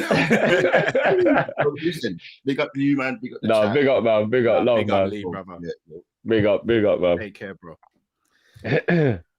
You know what? You know what's mad about that whole thing? Yeah, I really don't think people are actually comprehending Iniesta, Robben, and Cristiano as a front three. Like, I genuinely don't understand what people are even thinking of. Trying to question my front three. People forgetting about what John Barnes was as a left winger. Oh no, but John Barnes is legacy, bro. Because with all due respect to you guys, I had Barnes on my left winger, an actual out and out left winger, and you guys had Xavi and Pavel Nedved. Yeah, so don't get me started on the Nedved thing. But Iniesta. But Iniesta and Pavel Nedved cannot speak to Barnes as a left winger. But they can speak to him as a player, though. That's what it more is. But we're not talking about player because that's like me throwing, I don't know. Well, we are, bro, because Zidane's the only reason why Matt won. If you swap Zidane with, say, Totti, nobody's saying that Matt's team is the best. I'm telling you now. Get off the screen, Matt. But all right, so that's like me saying I'm going to throw Virgil up top. But it's not. No, bro. Yeah, that's wild. Come on, that's wild. And then look, put it this way, yeah. Barnes wasn't a better player than. I think somebody just accidentally got brought in, kicked them out quickly, Cal. But there is actually no way you man are saying that Iniesta and Nedved are better wingers than Barnes. But by the way, guys, sorry to cut you out, but in case I forget, do not say Matt in the mirror 5 times. Real talk. Because he will appear and he will murk you. Because it cannot be a coincidence that every time we say Matt's name, man jumps in the thing. Man is on some Candyman flex right now, bro. Real talk. But yeah, sorry, Cal, what did you say? No, I'm just saying. I don't know what I've done to Lee. I've clearly done something to Lee. Whatever it is, I'm sorry. Oh, so hold on, man are telling me that Cannavaro is better than Stam and Maldini. Can I be honest? Better than Thuram. Can I be honest? Do me a favor, you man. Get out of here, bro. I'm not having anybody tell me that my two centre back pairing ain't the best. Van Dijk and Nesta is a perfect blend of everything. I'm not having it personally. I'm not. So what it is? Can I be honest? And I'm not even. This is how I see it. You see Virgil. I think Virgil. He ain't got enough in the game. You see what I was gonna say? It's that Virgil, but that's not fair, though. No, but hear me out. Virgil, attributes wise, has everything going for him. I think he will go down in history to be along those guys, but his legacy isn't long enough. So maybe that's why people kind of. Yeah, but guys, we can't judge my team on nostalgia. That's not fair.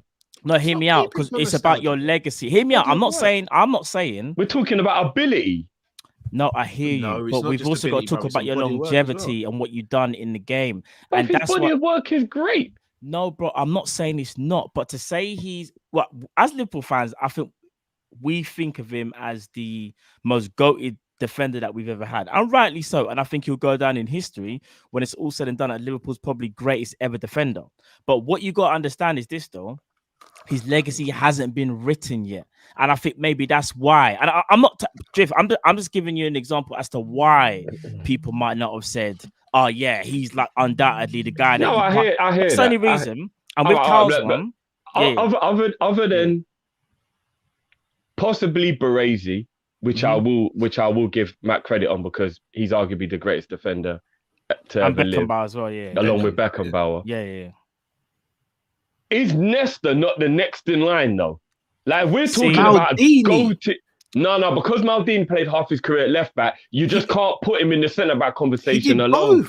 This is what I was going to say. Cal, he played half his career as a left back, and he's actually renowned for being a left back. Cal. I know he did play his early days as a centre back, but he's renowned for being a left back. Cal, I don't think he played centre back after 25. Cal. All right, so hold on. All right then, boys, we're gonna do this, yeah. Oh Nedved my and Iniesta. How many games do they play left wing? I think. Do you know what? Do you want to know something? no. I'm glad you brought Answer that the up. question, guys. I will We're answer the on question. court now. Nedved played the majority as his career as a left midfielder. If you Who don't did? believe me, Nedved. Left midfielder. I said left winger. I'm Yeah, playing I'm a not going to 4-2-3-1. get involved in this one because So hold on. Can I Matt's just wrong in that justify argument. something here? So I'm playing a 4-2-3. Like we're all playing 4-2-3-1, right? But you're saying because Nedved didn't play left wing, and in them days he played left mid, I can't put him in a 4-2-3. But that's what you're telling me. How many games did Nedved play as a left midfielder or left winger? Cal, I swear to you, I'm not. Bro. You know, I wouldn't lie about this stuff. Nedved played the majority of his career as a left mid. Drift knows. We spoke about it. You see the thing with Drift, yeah? Drift right now is playing poker. Because me and Drift already spoken about this, yeah? Where's Iniesta played? No, not the left wing thing we didn't speak left about. mid. No. We spoke about Nedved playing left midfield. The part of Nedved's the part of Nedved's career that got him the establishment of us all realizing how great he is when he replaced Zidane as a number 10 at Juventus.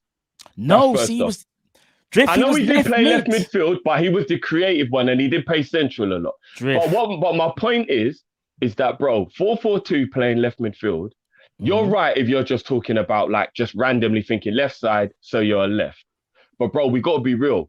If I did a 4-2-3-1 and put David Beckham on the right, you lot would all be like, the fuck are you doing, Drew?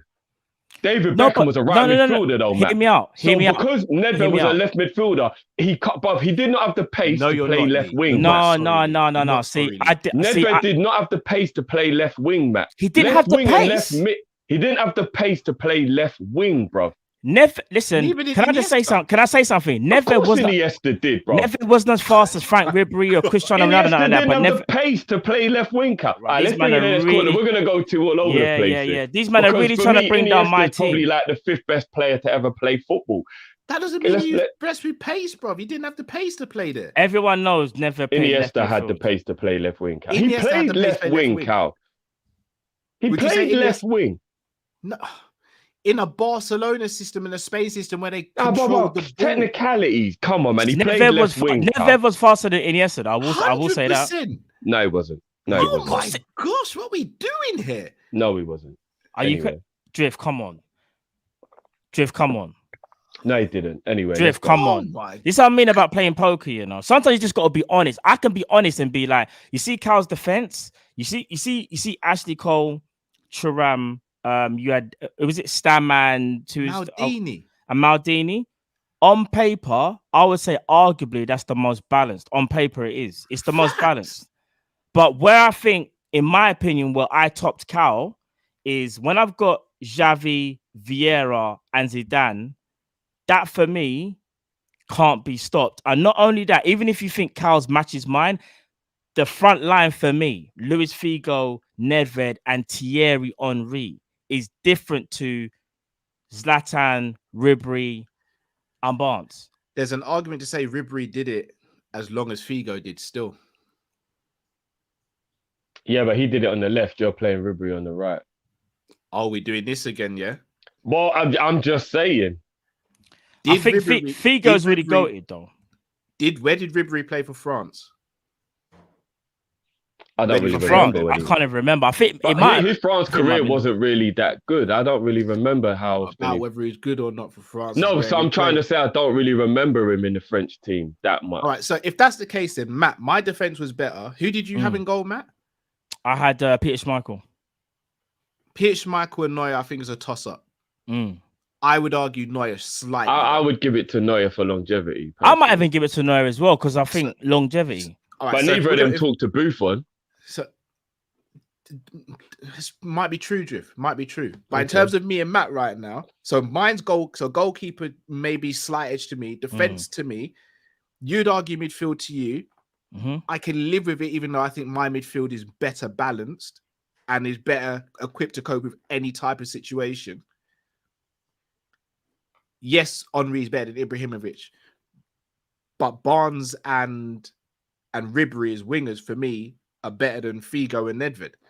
See, I disagree with that because. But either way, I've got two. It depends parts of the pitch where it's for me. There's not really a debate.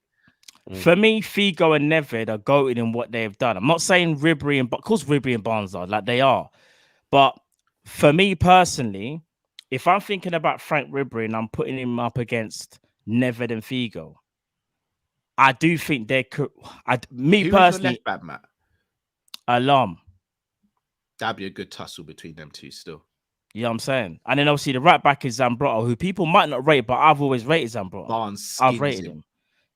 Well, who's on the right hand side of my defense as well? I don't know. Cannavaro. Barnes skins him as well. You think Barnes skins Cannavaro like it's nothing? Yes. Are you sure about that? Jonathan Barnes. I'm Guys, talking I about the think you Barnes are, with the you're accent, you know, not this sleeping on current Barnes. Cannavaro, Guys, you know. guys, I'm talking about the listen. Barnes You're with the accent. sleeping on Cannavaro, you know. The credit that Guys, listen. Let's end this. I'll be honest. Matt's team was the best.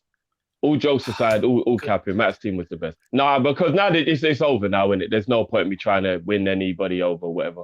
We all had goated teams, but Matt's teams were the best. Xavi, Vieira, and Zidane can't be talked to.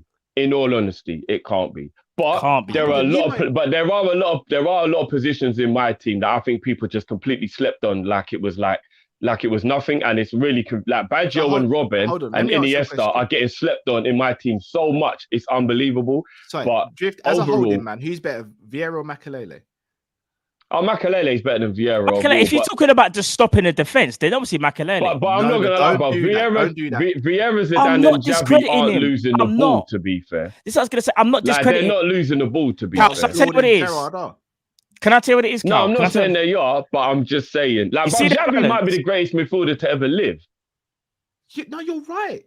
But let's not forget about what Gerrard can do. No, but we're not saying that. We're not saying that. Well, let me ask you this, yeah. Makelele is literally the ultimate defensive midfielder. For me, he's the ultimate. Because I think Kante kind of added a little bit more. But in terms of just stopping the opposition, Cal, he's the best. But then when you're bringing in players that are maybe not as good as him defensively, but they're close to him, and then you've got people that can also carry the ball as well and playing splitting passes as well. And I'm talking about your Vieiras. No, I'm not saying Vieira isn't close to Makelele defensively. He's just good enough. He's not close to him. Makelele is way better than Vieira. No, that's fair. But I'm talking about as an overall player, though. What you want from your player? If you want your player to do it all, Vieira is still. But why is it when I win something, there's got to be some type of thing?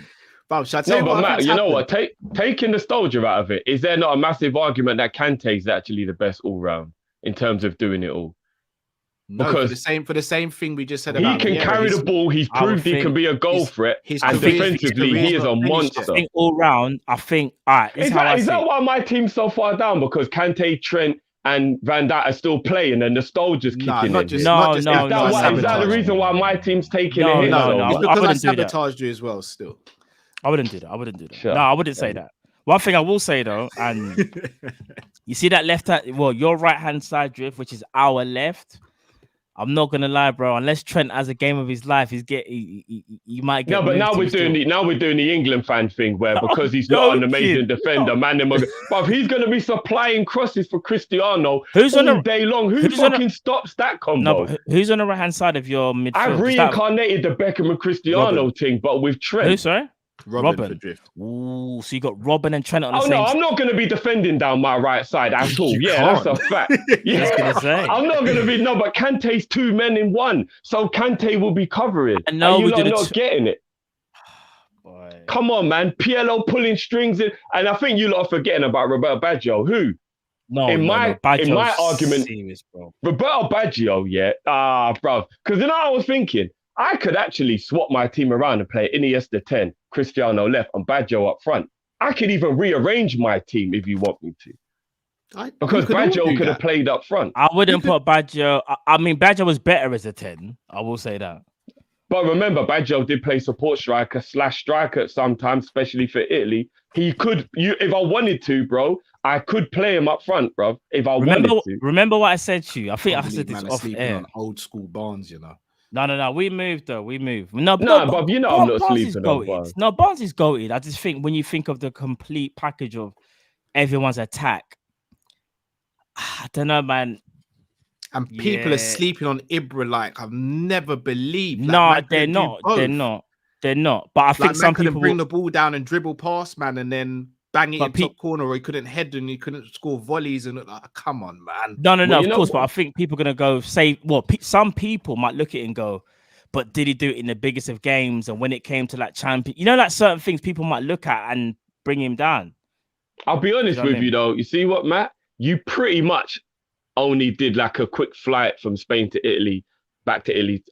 France back to Italy, France back to Italy. Like you literally don't. I've got the most variation, I think, in terms of like the countries. Like I think when I was going through your thing, I swear it was just Italy and France. Like you didn't go anywhere else, bro. You just Italy and France, bro. Like add some variation, bro. So hold on. Like so you literally was just like Italy, France, back to Italy, back to France, back to Italy. I rate that. No, but why is that an issue? No, I'm not saying it's an issue, but you got to do a little bit of variation, bro. You're just being a little bit. I don't think he has to. Raw. Do you know how many countries there are in Europe? A man just people. This is why it's signing the contract. In the. I ain't signing the contract. I'm moving like Salah right now. I'm just saying, because maybe that could be an 11 that we do where you can only have one player from every country. Then that really puts the cat amongst the pigeon. What you think? Bro, no, I'm not saying you can't, but I'm saying you literally just dip Italy and France. Like I'm actually going for your team and thinking, other than Schmeichel, who else was in your team who wasn't French or Italian? But if I'm picking, I've got Spanish, Dutch, English, Italian. Like I'm spreading mine all over the place. You're just like Nedved wasn't. I was gonna say Nedved is Czech Republic. Oh yeah. Anyway, that'll be an interesting one though. Let's do that. Let's do. You can only have one player from each country. That will be very interesting. Man, I'm trying to pick holes in my team and start bringing up. Let's make it a little bit more difficult. Like that, man. I'm not picking holes like that. No, but you know why that'll be more difficult? Because say, for example, you want Zidane and you want Henry, and you got both, right? But imagine if you could only pick one. That makes it way more interesting. We can do that if you want, you know. We can do that if you want. Way more interesting. We can do that next. We can do that next if you want. I like the sound of that. I ain't losing another draft again. Trust me. Oh, right, man's coming with them kind of fire. Oh, yeah. Of course, you have to. But don't let the people in the comments gas you up that much, bro. No, they're not gassing me, and I'll tell you why as well. Remember, I didn't even get first pick, you know. I wasn't the people's champ. I went in last. I done my thing. I said I'm gonna bring the smoke. Watch back the tapes. And Matt, looking back on it, you actually know going last is the biggest advantage. You know it. So hold on a minute. Did I pick myself last? No. I'm not saying it was your fault, but if we deep it. Other than a favourite that you may want for getting first pick, and that's what's great about first pick, he got Henry and Zidane, bang, bang, straight off the cuff. And let's be real, that's how he's won the thing. No, let's to be honest, if the people are going to admit it, Henry and Zidane is actually why he won the thing. I've also missed out on Robin and Gerrard, though. I've got no Gerrard. But in everybody's eyes, I think Henry and Zidane are better than Gerrard and Robin to everyone. That's why he won the vote. Because remember, it's a voting thing at the end of the day. But that's where Drift, we could have picked Henry and Zidane. This is what I was going to say. You might could have put one of them. What I'm saying is, when you get to have 2 of the first 4 picks and you're getting the thing, it's an advantage. Drift, I'll be real. Can I be real with you? You shouldn't have picked Robin first. I'll be honest with you. You shouldn't have picked Robin first. Yeah. No. I just realized that everybody doesn't get it. Because Rob, I don't know, for some reason, Robin, people are forgetting what I'm saying. No. What I'm saying because I picked the best left winger in world football. I'm the best right winger. Sorry, Robin would have been a top 3 pick though. But to me, he is. But clearly, people are sleeping on it. No. Robin is the best right winger of all time, in my opinion. But to Matt, anyway. Zidane and Henry were his. Yeah, I don't understand why. There's no advantage, bro. No. I'm telling you, there's an advantage because you get, say there's 5 players that you would genuinely say are the best in the world. If you're last and you get the double pick, you get to take 2 of those players. Yes, but you might get what would be considered. Yeah, but you might get number 3 and 4 who are the best in the world as opposed to 1 and 2 who we would get potentially. Yeah, but you've still essentially got 2 out of the 4, meaning your team is already kind of better. No, but that's what I'm saying, that there's no advantage or disadvantage. Everyone's in the same boat with it.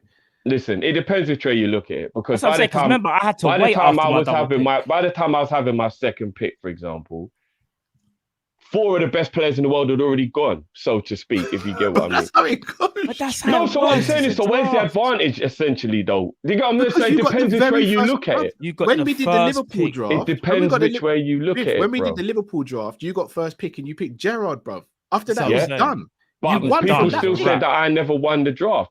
You did, bruv. You won it hands down. Did I? Yes. Oh, Yeah. did I? Okay. Thanks for the reminder. Like you won it easy, Damn. bruv. The moment you said Gerard, it was done. Do you know what it is? Thanks I for the just realized reminder. I Drifty wanted forgot his who won flowers. that He one, wanted his so. flowers for that draft. He wanted his flowers. I still say I my genuinely, team I is the forgot who won the Liverpool one. I'm not petty like that. I but, mean, damn. so it's we're one 1-1. draft. So Cal's in the mud. Oh, that's why Cal's vexed he didn't win this one. I'm not even vexed about being in the mud. I'm vexed about how I got in the mud. That's what I'm really because I think Cal a lot of basically, people Cal That's just how he got. got in the mud, you know. Shall I tell you what it is? Everyone likes names. People are innit? saying I'm being the sore loser. Matt, did I not just say, all jokes aside, your team was the best about 5 minutes ago? You How did, am I but being then the you sore loser? no, but what you did is you said then sorry. No, if I was a sore loser, I wouldn't even admit you got the best team. And I'm then just you- but saying then you things that are started- factual. That's all. But then you Guys, started. let's get some callers in. Let's Anyway. finish the For real, questions for real, Lee for had real, and get the for real. callers in. Yeah. Should Gerard be in the top 5 best ever British players? He's the best British player. Yeah, second question. Should he be? 100%. I mean, I saw a little bit of You hear that, end. Lee? You hear that, Lee? All right, if you're still watching, bro. Yeah. Where do you guys rank Liverpool as a team? So I'll answer this first. I've got Mhm. Liverpool as being the second best team in the Premier League and the Okay. third best team in Europe. I'll say with the best team in England, with the third best squad in England. So we And can't I be the was- best team then. Yeah, it's because team I squad. call team first 11 is what I call team. No, and but then Are we squad, talking? though. Are we It's squad, talking though, bro. currently? Is this all Yeah, it's a currently or squad. history wise? It can't be first 11. But like I said, bro, I put the 0.5s in. I like to. But we've got We've got the best team, but we've got the third best squad. But Drift, we've got to give the question its proper thing in it. Like I we can't am. just say I'm we can't giving just- both sides. I'm actually giving both sides. All right. So when was the last time we played our first choice 11?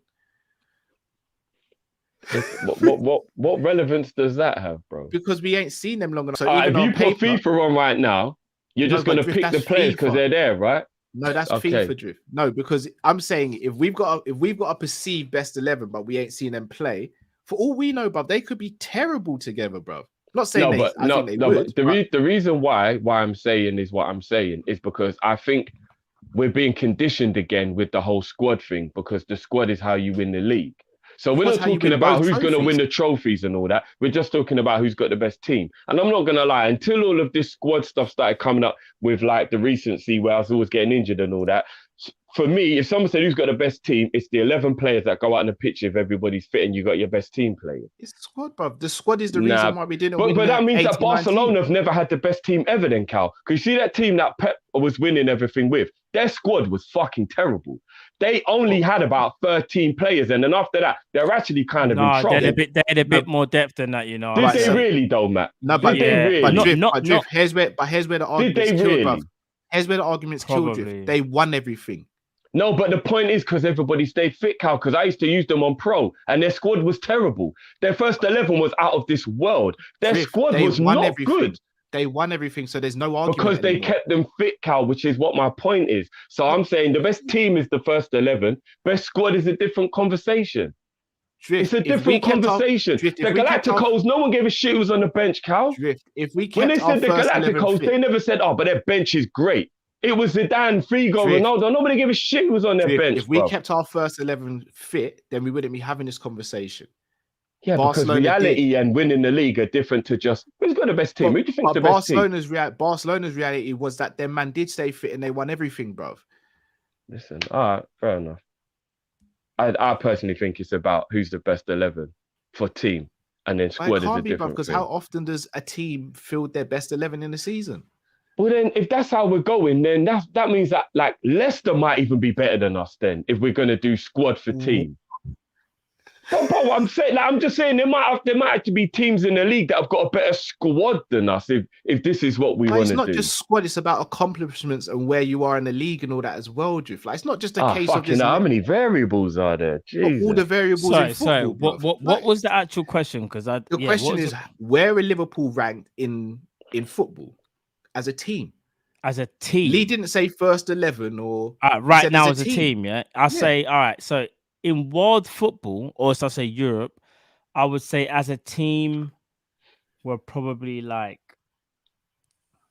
third, maybe something like that. Because I'd say is that in the Premier or in Europe? Sorry. All right. So in the Prem, I'd say. Funny enough, in the Prem, I'd say it's either second or third. I might go third if we're talking about squads and stuff. We haven't got the biggest squad. I know what Drew's trying to say. Our first 11 is amazing, but if you talk about squad, we're at second or third, I'd say. Maybe third. Because I still think Chelsea and City have more quality, they have more depth. But I understand what Drift's saying about the whole first 11, because our first 11 is actually the best in the league. But when you deep and look overall, and that's how you got to judge a team. You kind of got to judge it by the squad and not just the first 11. So I'm going to say third. And then for Europe, I would say, so obviously we're already in third place for England. I'm trying to think who's got a deeper squad. You got to look at your Bayern Munich. I wouldn't say Bayern Munich. I say about fourth or fifth, maybe in Europe in the world, because you got like PSG. They've got their squad depth has gotten better, and probably Bayern Munich as well. So we'll probably say around fourth or fifth. But in terms of first 11 in world football, just to kind of show people what I'm talking about. First 11, put out your best 11. We're in the top two. But squad, we're about fourth or fifth in world football. So where do you have us then, Drift? But there's so many variables. I'm just going to agree with what Matt said. All right, cool. We're doing that then. Cool. No, because I personally don't agree with the way we're doing it. So there's no point in us arguing. It's not about agreeing with it, brother. Damn, Ask guys, the what's question, going on? No, but I look at things differently. So instead of being petty about it, I'm just going to agree with Matt. Cool. And Thiago. Has Thiago been a flop for Liverpool? No. We had this conversation before. I don't think it's been a flop, but I will say what's the word I'm looking for? The word just slipped my mind. Slightly underwhelmed?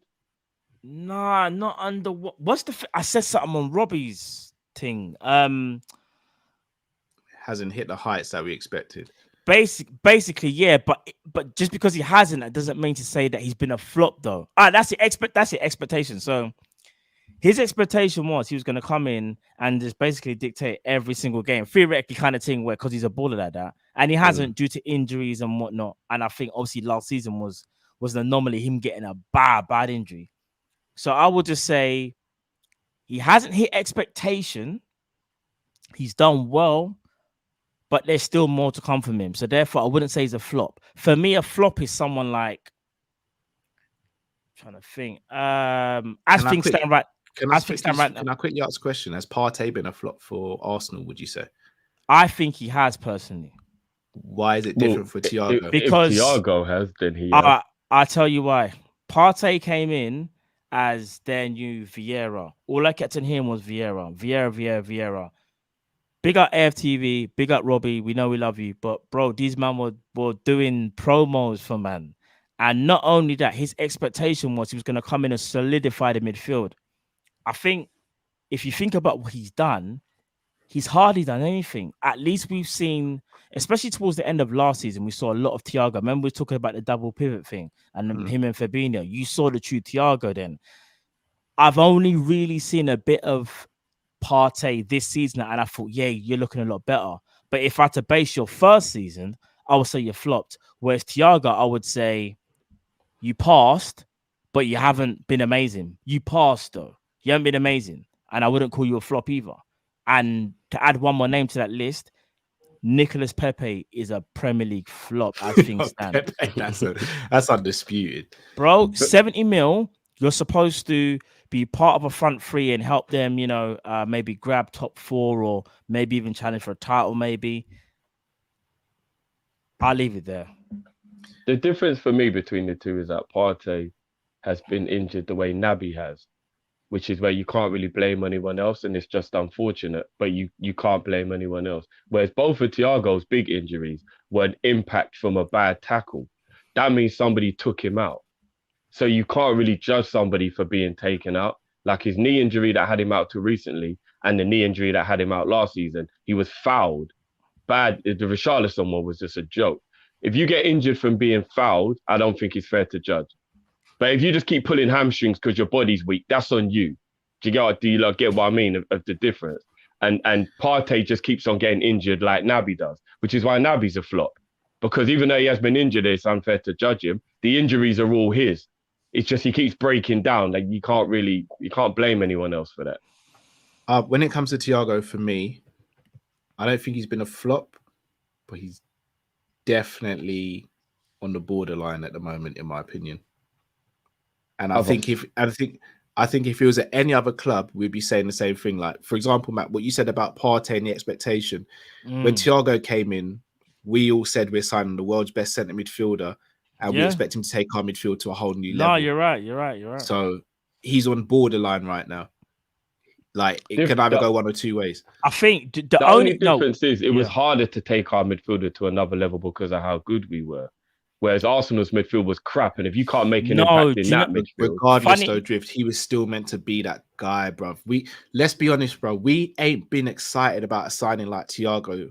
Ever. God, Funny enough, what I was gonna say is I agree with Drift, but in a slightly different way. He couldn't take our midfield even when he was fully fit to another level because of the defensive issues that we had. Believe it or not.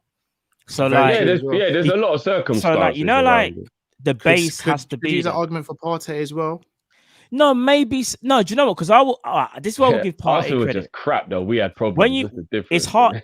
It's you don't want to call someone's a flop when they're injured because that's injuries are not based on their ability, like they're just being bad. Because here's the difference. What I will say, and this is the backup party, by the way. As things stand right now, Jadon Sancho has been a worse flop than Thomas Partey because at least Thomas Partey, when he has played for Arsenal, he's made a difference. So not only that, the reason why he wasn't playing was because of injuries and maybe a bit of loss of form. Jadon Sancho's coming into the Man United team, and I know they got a PE teacher as a manager. No one's debating that, but even if you got a PE teacher as a manager, you still should be able to produce something. And from what I've seen so far, he showed absolutely nothing. No, we're only 11 games in, though, Matt. No. I just said I think Stan, but of course he can change that around, bro. He could change that around the next time Man United play and go on an absolute tear. But I'm talking about as things stand right now. Like if you was to just like put a tick to it, like the season's done. Right now, as things stand, he's got a lot of work to do, bro. Because as things stand, he's going on the flop. And I know people can say it's 10, 11 games. I'm not saying that.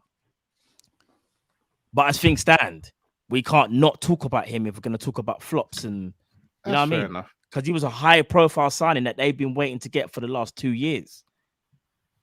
Yeah. Cristiano Ronaldo, because here's the joke. If this is Cristiano Ronaldo, everyone would be saying the same thing. But because it's Jadon Sancho, everyone's like, say 11 games. Once if Ronaldo didn't score for 11 games, will people call him a flop? Yeah, I guarantee you he's played a lot less minutes and all that. I think there's variables. I hear what you're saying. So far, he's not been good. So far, he's not been good. No, but hear what I just said to you, though. If Ronaldo didn't register a goal or an assist in 11 games, people will say, brother, things stand, he's a flop. They would. People will still say give him to the end of the season, but they would. Jadon Sancho, I loved you know how much. Listen, Cal, me and you know about Sancho, innit? We know, yeah. He's a quality player, and I just think he went to the wrong club. And not only that, things just aren't working for him. But as things stand, we have to be honest. He could be doing better with or without Oli. That I'd agree with. Get through some of these super chats. So, Mr. Derek, joking, you know. He put Matt's agenda against Nico. Is sickening. That's so random. Also, what I will say is people are saying in the comments that Thiago can't be a flop because of his price tag. Loris Karius cost 4 million. Was he a flop? Let's not do that. Yeah, for real. Not about price. I think price does come into it though. It's an element. For me. I say it's an element. I think because if Pepe was only 10 mil, we wouldn't really be that bothered. No, it's that's because true. He cost 77 mil why we're bothered. You're probably right. It hypes it up more. But it's yes, that's what I mean. So it adds to it. I think what you get out of the player is also where the price comes into it. Because if you pay a lot for something, you have to get a lot back. All right. Well, I'll ask you then, Drift. Who was a bigger flop at Liverpool, Andy Carroll or Loris Karius? Damn. I'd probably say Andy Carroll, you know, on the real. No, bro. Because even though Karius has Karius has a bigger high-profile mistake, which makes him look more stupid. But Andy Carroll at the time broke our transfer record and contributed nothing, Cal. Karius has got a lot of mistakes. Don't get me wrong. But what I'm saying is, Andy Carroll was supposed to replace Torres and broke our transfer record. No, he was, but I can turn around and He say was Andy Carroll. absolute shite. Yeah, but I But can at turn around and least say Andy Carroll- Carroll got us. He won games for us, and he got us goals in semi-final. And bruv, Well, I mean, then I could Karius- say Karius made some big saves in the Did it- Champions did it- League run did it that count- got us to did the it- final. No, Do you know no, what I mean? Didn't Carroll He play in the didn't, though, Kall-In Drew. Cup final in 2011? Didn't he start? yeah, he did. 2012.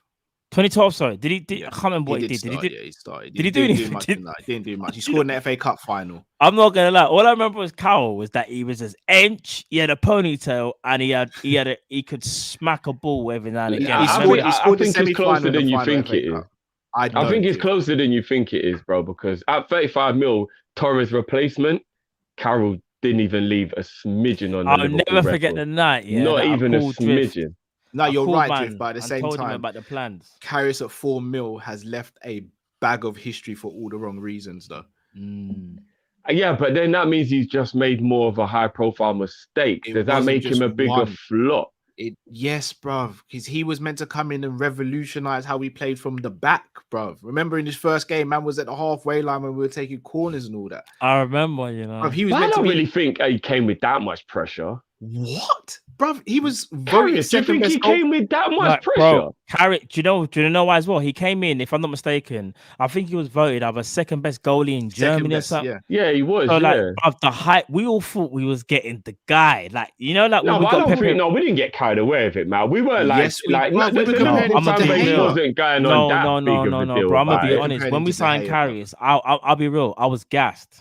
I was gassed. No, but was the fan base? I don't think the fan Yes. base cared. The Bro. fan base was gas, bruv. I don't remember Karius that. came I'm in not with even a gonna lie.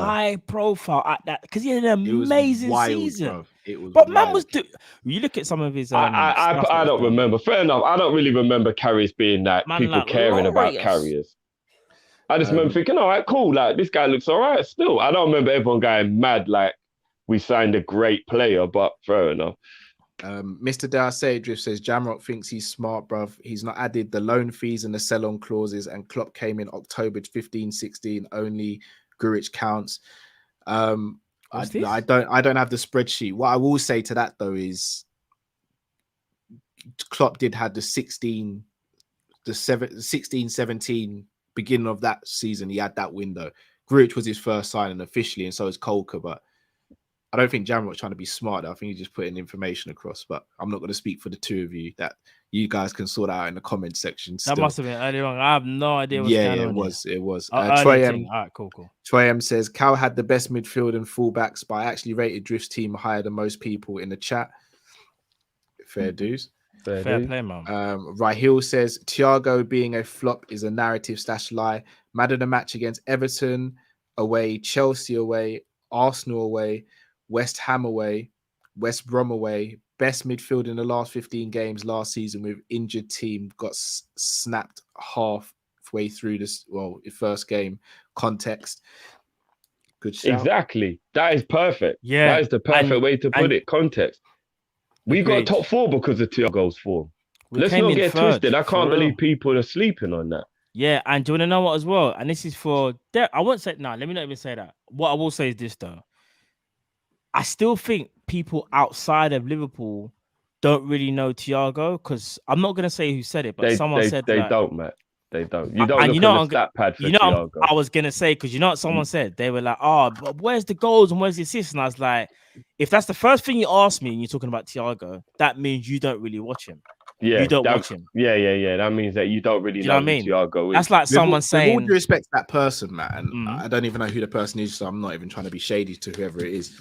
Mhm. If that's your first question about anything, goals and assists, then Mhm. I think you've lost sight of what football is, in my opinion. agreed. Well, you're just a glory hunter, Cal. Because that's what glory hunting is, isn't it? When you only think about goals and Because it's assists. like, yeah. why would you? It's why 'cause if Ballon you- d'Or 'cause if winners you get know- it and not players who've actually been better than them in other positions. Because it's the 'cause you gotta glory, innit? understand what he brings to the table. Like he's a dictator of play. Like he's not a De Bruyne, and I think he's not a De Bruyne or a Bruno.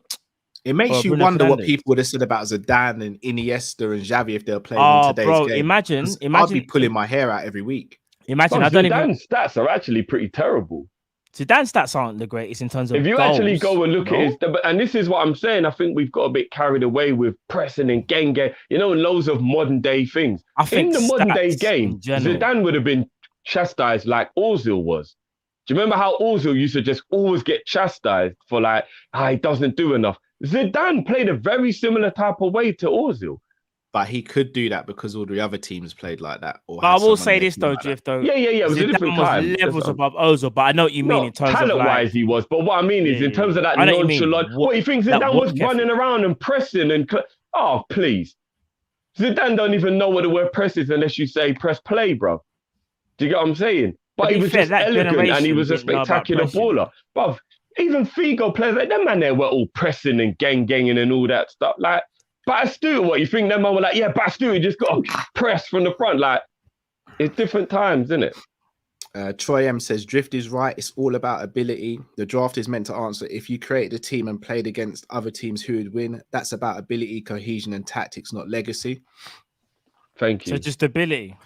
And that's why Van Dijk got slept on, because I think that nostalgia is creeping in with a lot of people. If it's just ability, then my team, well, in my opinion anyway, it didn't matter. Again, Troy, I respectfully disagree because if it's just about ability, we can speak about people like Pogba and all that who have got ability for days, but we'd never put them in the talks of being a top midfielder over a legacy. Like, it's both. You can't just have one without the other. You have to have a body of work as well. Most footballers are stupidly talented. Yeah, no, you're bang on, Cal. You're bang on. But I feel like Kante and Van Dijk do have a body of work, which is why I feel like my players did have. Not as much as the others, though. That's the only thing, Drift.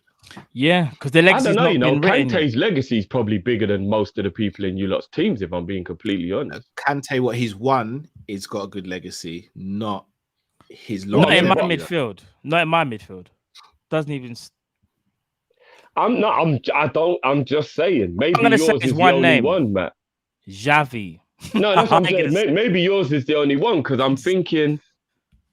Makelele Makelele wasn't in the French team that won the World Cup, was he? No, honestly, he wasn't. I can't remember. No, I think he might have been in the squad.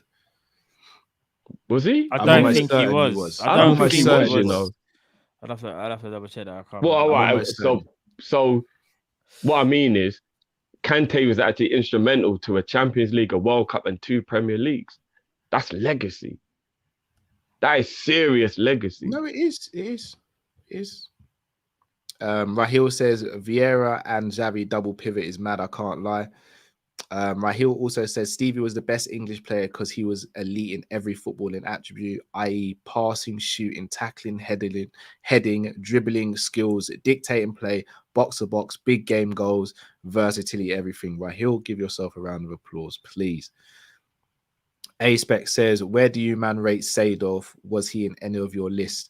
Seedorf was high on one of my positions. High. Seedorf was so. Seedorf is the most underrated baller in all. Cal, look at Zabiri. Yeah, not serious. Not serious. Has he come for you already, bro? Yes. Streets of Proof says you have to look at price tag as well to decide flops. Very true.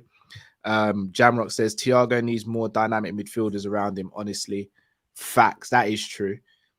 88th Bus Stop says. There were very good dribblers then. Even coaches were afraid of pressing because Riquelme, Ortega, Zidane could break the press and expose you easily. Very true as well. Very true. Football was so much more technical back then. It was easy to get done. Yeah, I agree with that. I think attackers were more technical, but I think defensive-minded players now are way more technical than they used to be.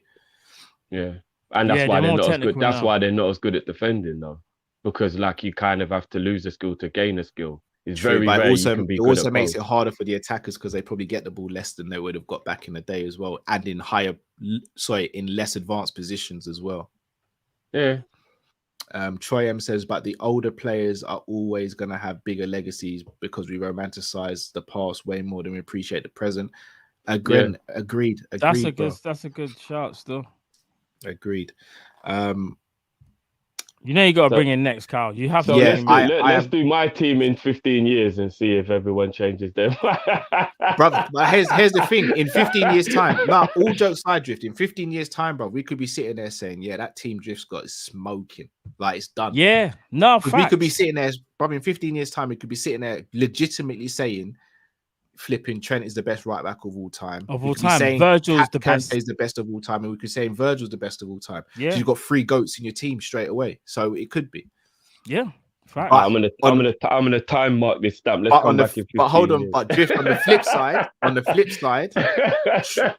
side, Trent might not improve his game. Virgil might have a decline, and Kante might fall off a cliff as well. No, for real, but then I won't make the call in 15 years to do the show. Man won't do the reunion show. Man won't do the reunion show. Man, they're doing the draft reunion. No, fuck that. I can't make it. But no, you man, I'm gonna have to Speaking of- shoot off. But obviously, you guys are gonna. Yeah. continue the I calls was and gonna that. say, big up for staying the extra anyway, bro. No problem. No, Guys, I wish appreciate I that, could bro. stay longer, but bless No, up no, to that's everyone cool, in the man. comments. Bless up to everyone in the chat. Everyone waiting behind as well. I'm trying to think when we're going to be next back. We'll have. Well, you know, what, we'll chop it up with. Yeah, at the social moment media it'll and be all that. Monday, innit? At the moment it's Yeah. looking like Monday. Yeah. Yeah. We'll let the guys know. Actually, before you go, Cal, just quickly, can you sign us off with the best betting company in the world, bro? Indeed. Shall I do it in the Gigs voice?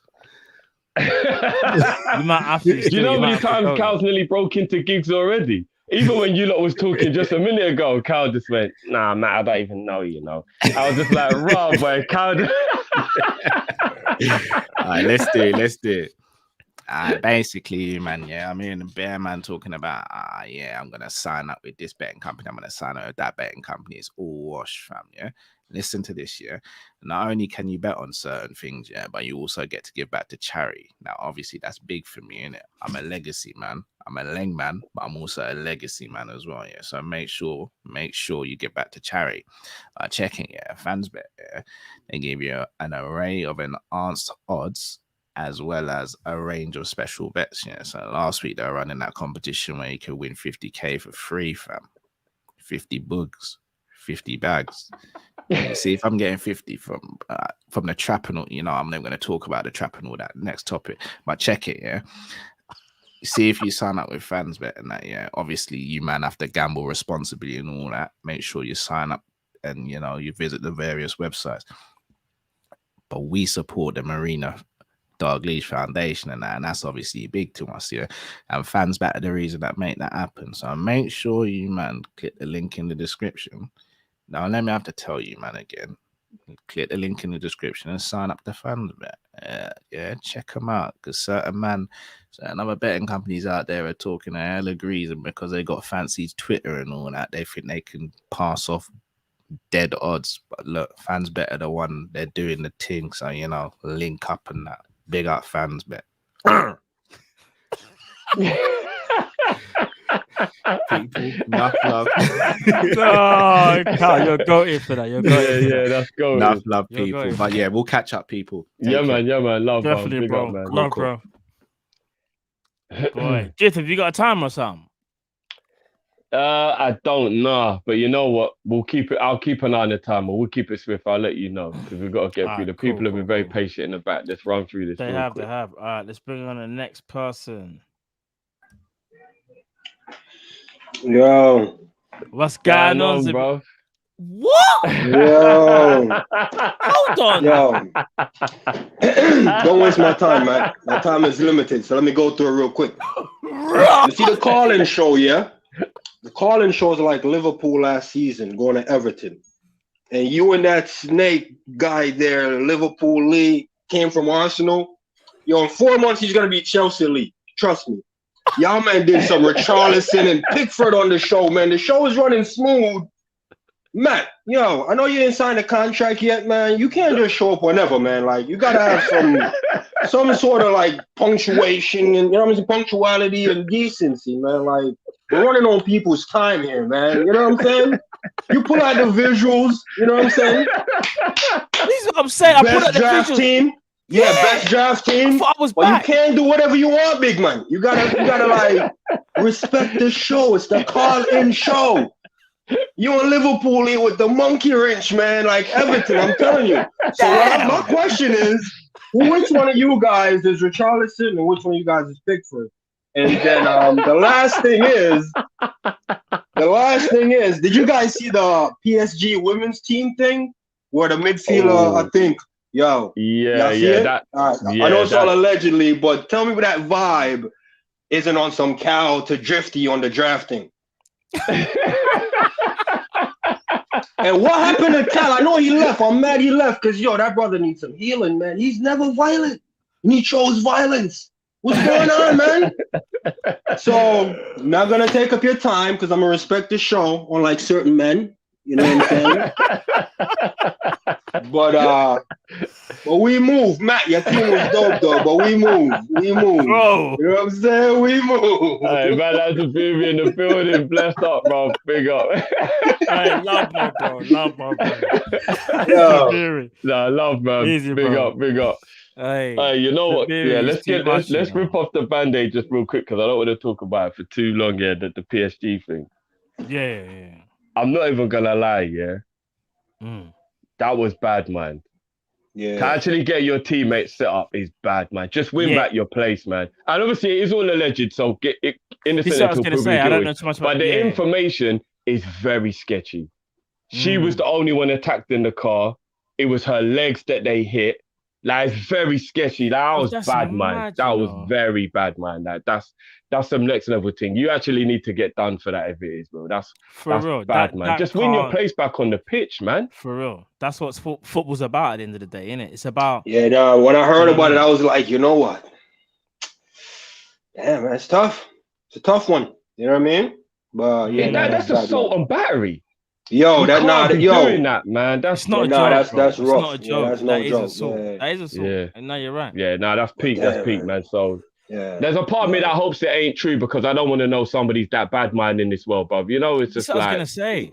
Come on, man. Yo, I'm starting to see like some crazy football stories coming out lately with, like the Mendy thing and just some crazy things happening recently, man. What's happening to the players, man? What's happening to this generation, I should say? I know the media wasn't around back in the day. I can only imagine what was happening back then because, sex scandals, rape scandal, battery scandal. That's big. Yeah. I think that's what it is. I think it's being brought to light a lot more by the media, social media, and all that kind of stuff. But yeah, no, it's mad, bro. I just hope it ain't true because that was crazy. That was crazy. Definitely. Damn, but yeah, no, love, bro. Big up to you, man. Yo, answer the next question. Who's Richarlison and Pickford? But I'll get out of here. We'll get there. Because you see Liverpool Lee, he's going to be Chelsea Lee in 4 months. Watch. You lot are going to be beefing in the chat now. I can see. Man came from Arsenal, No, leave my guy. He's the only one who defended my team. That's our guy, man. He's the only one who defended my team, so yeah. But he represents, man. Now, big up yourself, Sabrina. Love, man. Big up, bro. Big up, man. Bless, bro. Boy. You're Richarlison and Cal's Pickford. See, this is what I was gonna say. So, in this situation, what did I do wrong other than entering the stream? I don't know, but I'm just neither of them. So I just had to pick one of you. No. I feel like in that situation, I would be Thiago because I got assaulted by Richarlison, which is what happened when I stepped into the stream. I got assaulted by you, man, straight away. It could be you or Cal. Who never assaulted you when you came in? Bruv, when people started talking about my team, I blessed you, bro. I admitted that you got the best team, bro. Bruv, do you know what you did? You done what Richarlison did to Thiago. So basically what you did is you said hello to man because we're both Brazilian. You said, yeah. What's going on? Favelas, yeah? What's going on, big man? Oh, Thiago's Brazilian now, is he? For the sake of your story. Oh, hold on. Where was he born? Hold on, Jeff. What's his actual heritage? Is his dad not Brazilian? Oh, but I tried to say that when we was doing the drawing. You lot told me he's not Brazilian. He's Spanish. All right. We'll change it slightly. We'll do this then. South American. We'll just say South American. He's got South American heritage. I mean, Spain is still not South America, but fair enough. Well, bro, I mean, They both speak Portuguese, though, right? They just both speak Portuguese. Yeah. Portuguese, yeah. No, right, but okay, they speak cool. Portuguese in France and they speak Portuguese in parts of Drift, Africa. So stop I'm trying to just get out of it. saying, bro. Stop trying to get out of it, bro. They speak Portuguese. You spoke to man in Portuguese, and what happened after that? You gave man a double foot when you started trying to water down my players. I didn't water down anything. We moved. Yeah, but no, we moved. You're damn right. You did. You're damn right. But anyway, people. I think that was the last one. Big up Ahmed Sissoko says, big up my brothers, my guy Zabiri. You know, trust me, Zabiri, bro. You're too much. You know, blessings though, bro. Have a blessed weekend, and you as well, Ahmed as well. All right, we're bringing the next person on the call. Himanshu, what's going on, bro? Hi guys, how are you doing? Yeah, man, not bad, on, myself. I'm fine. So just a discussion, not too many questions tonight. I have one question for Drift, which I'm gonna ask later on. So I just wanted to ask you, none of you picked like Hullit or Lothar Matthäus? For me, didn't you guys watch them both? Bro, no, Ruud Hullit was gonna be in my team as well. But you know, I knew what would happen in Manchu. He's the type of player like with Robin, where he's underrated, so the people aren't going to rate my team by him being in there. Like, if it was my own personal knowledge, then Ruud Hullit would go in there. But I know that the people in general, and I'm not even going to be horrible, because the younger crowd won't know Hullit. It's never like they're doing it on purpose. They won't know Hullit, do you know what I mean? And I know that would have brought down my team. So that was, Bob, Hullit is just different level. Yeah, different level. Hullit and Matthäus are probably in conversation for top 5 midfielders of all time. Matthäus, because you got Beckenbauer as well. Do you know what it is? There's a few, but it would have messed up the people wouldn't have voted for the team. So it was a bit strategic as well. Why some it wasn't. We kind of did speak about. I was going to say, man, just quickly, we kind of did speak about.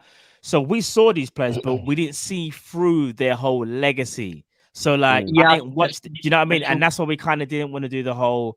I'm gonna pick because remember we were speaking before, Drift, like we were saying about how someone could just pick Beckenbauer, Hullit, and whoever, and it'll be like your team's already goated, but it's a bit unfair because you didn't see them play through the whole way. So it's not cheating, but it's a little bit. That was why we said you could only have like 2 or 3 players that were. 2 or 3. Yeah. So. Yeah, and on that Pavel Nedved thing, in my opinion, just my opinion, I think Eden Hazard would have been a better pick than him. Say that again, sir. Eden Hazard, I think it would have been a better pick than Nedved for left mid. Oh, Hazard, you would have been Hazard over Nedved on the left side. See, here's the thing. There's an argument. If you're talking about, but as a footballer, Hazard can talk to like probably a lot of guys. Because here's the thing, I would say Hazard just like attributes wise as a winger has better attributes, but I don't know is he more of a complete player? And let's not sleep on the fact of, as Liverpool fans, what do we always say about Eden Hazard? Amazing ability, but he would take seasons off. And not only that, his legacy will only be known for having those part-time seasons at Chelsea, albeit he was absolutely amazing. But at Real Madrid, I know it's been injuries and whatnot, but still, it's part of your legacy. So don't get me twisted. Peak Eden Hazard in the Premier League is absolutely sensational. But did he do it long enough? And when you got to remember, bro, consistency back in the day wasn't necessarily a big thing either. Nedved probably had a lot of. No, he probably had a lot of seasons where he dipped below his usual standard, but it just wasn't one thing about Nedved, like it is he's now. Consistent, bro. Bro, I'm gonna be real with you. See, Zidane, he took seasons off. If you go back through his whole career, there are times when Zidane wasn't pulling up trees every year. In today's day and age, there will be seasons where people will be coming for Zidane talking about he ain't been good for 10 games. What's he been doing? Rare. Because back then there wasn't the pressure there is now. The greatest 10 of all was the time. same. All right, cool. No, but what I'm saying is football has become so like mediaized now, and everything is. I'm not talking about your. All right, bro. I'm talking about anybody who was a superstar back in the day. Stoichkov's one of the most legendary ballers of all time. No, we know. Do you know how many seasons Stoichkov would have been below his usual standard? No, but one thing I'm just saying. One thing I will say though, Nedved. If you go back and watch Nedved, bro, Nedved was consistent, bro. When I say consistent, we're talking.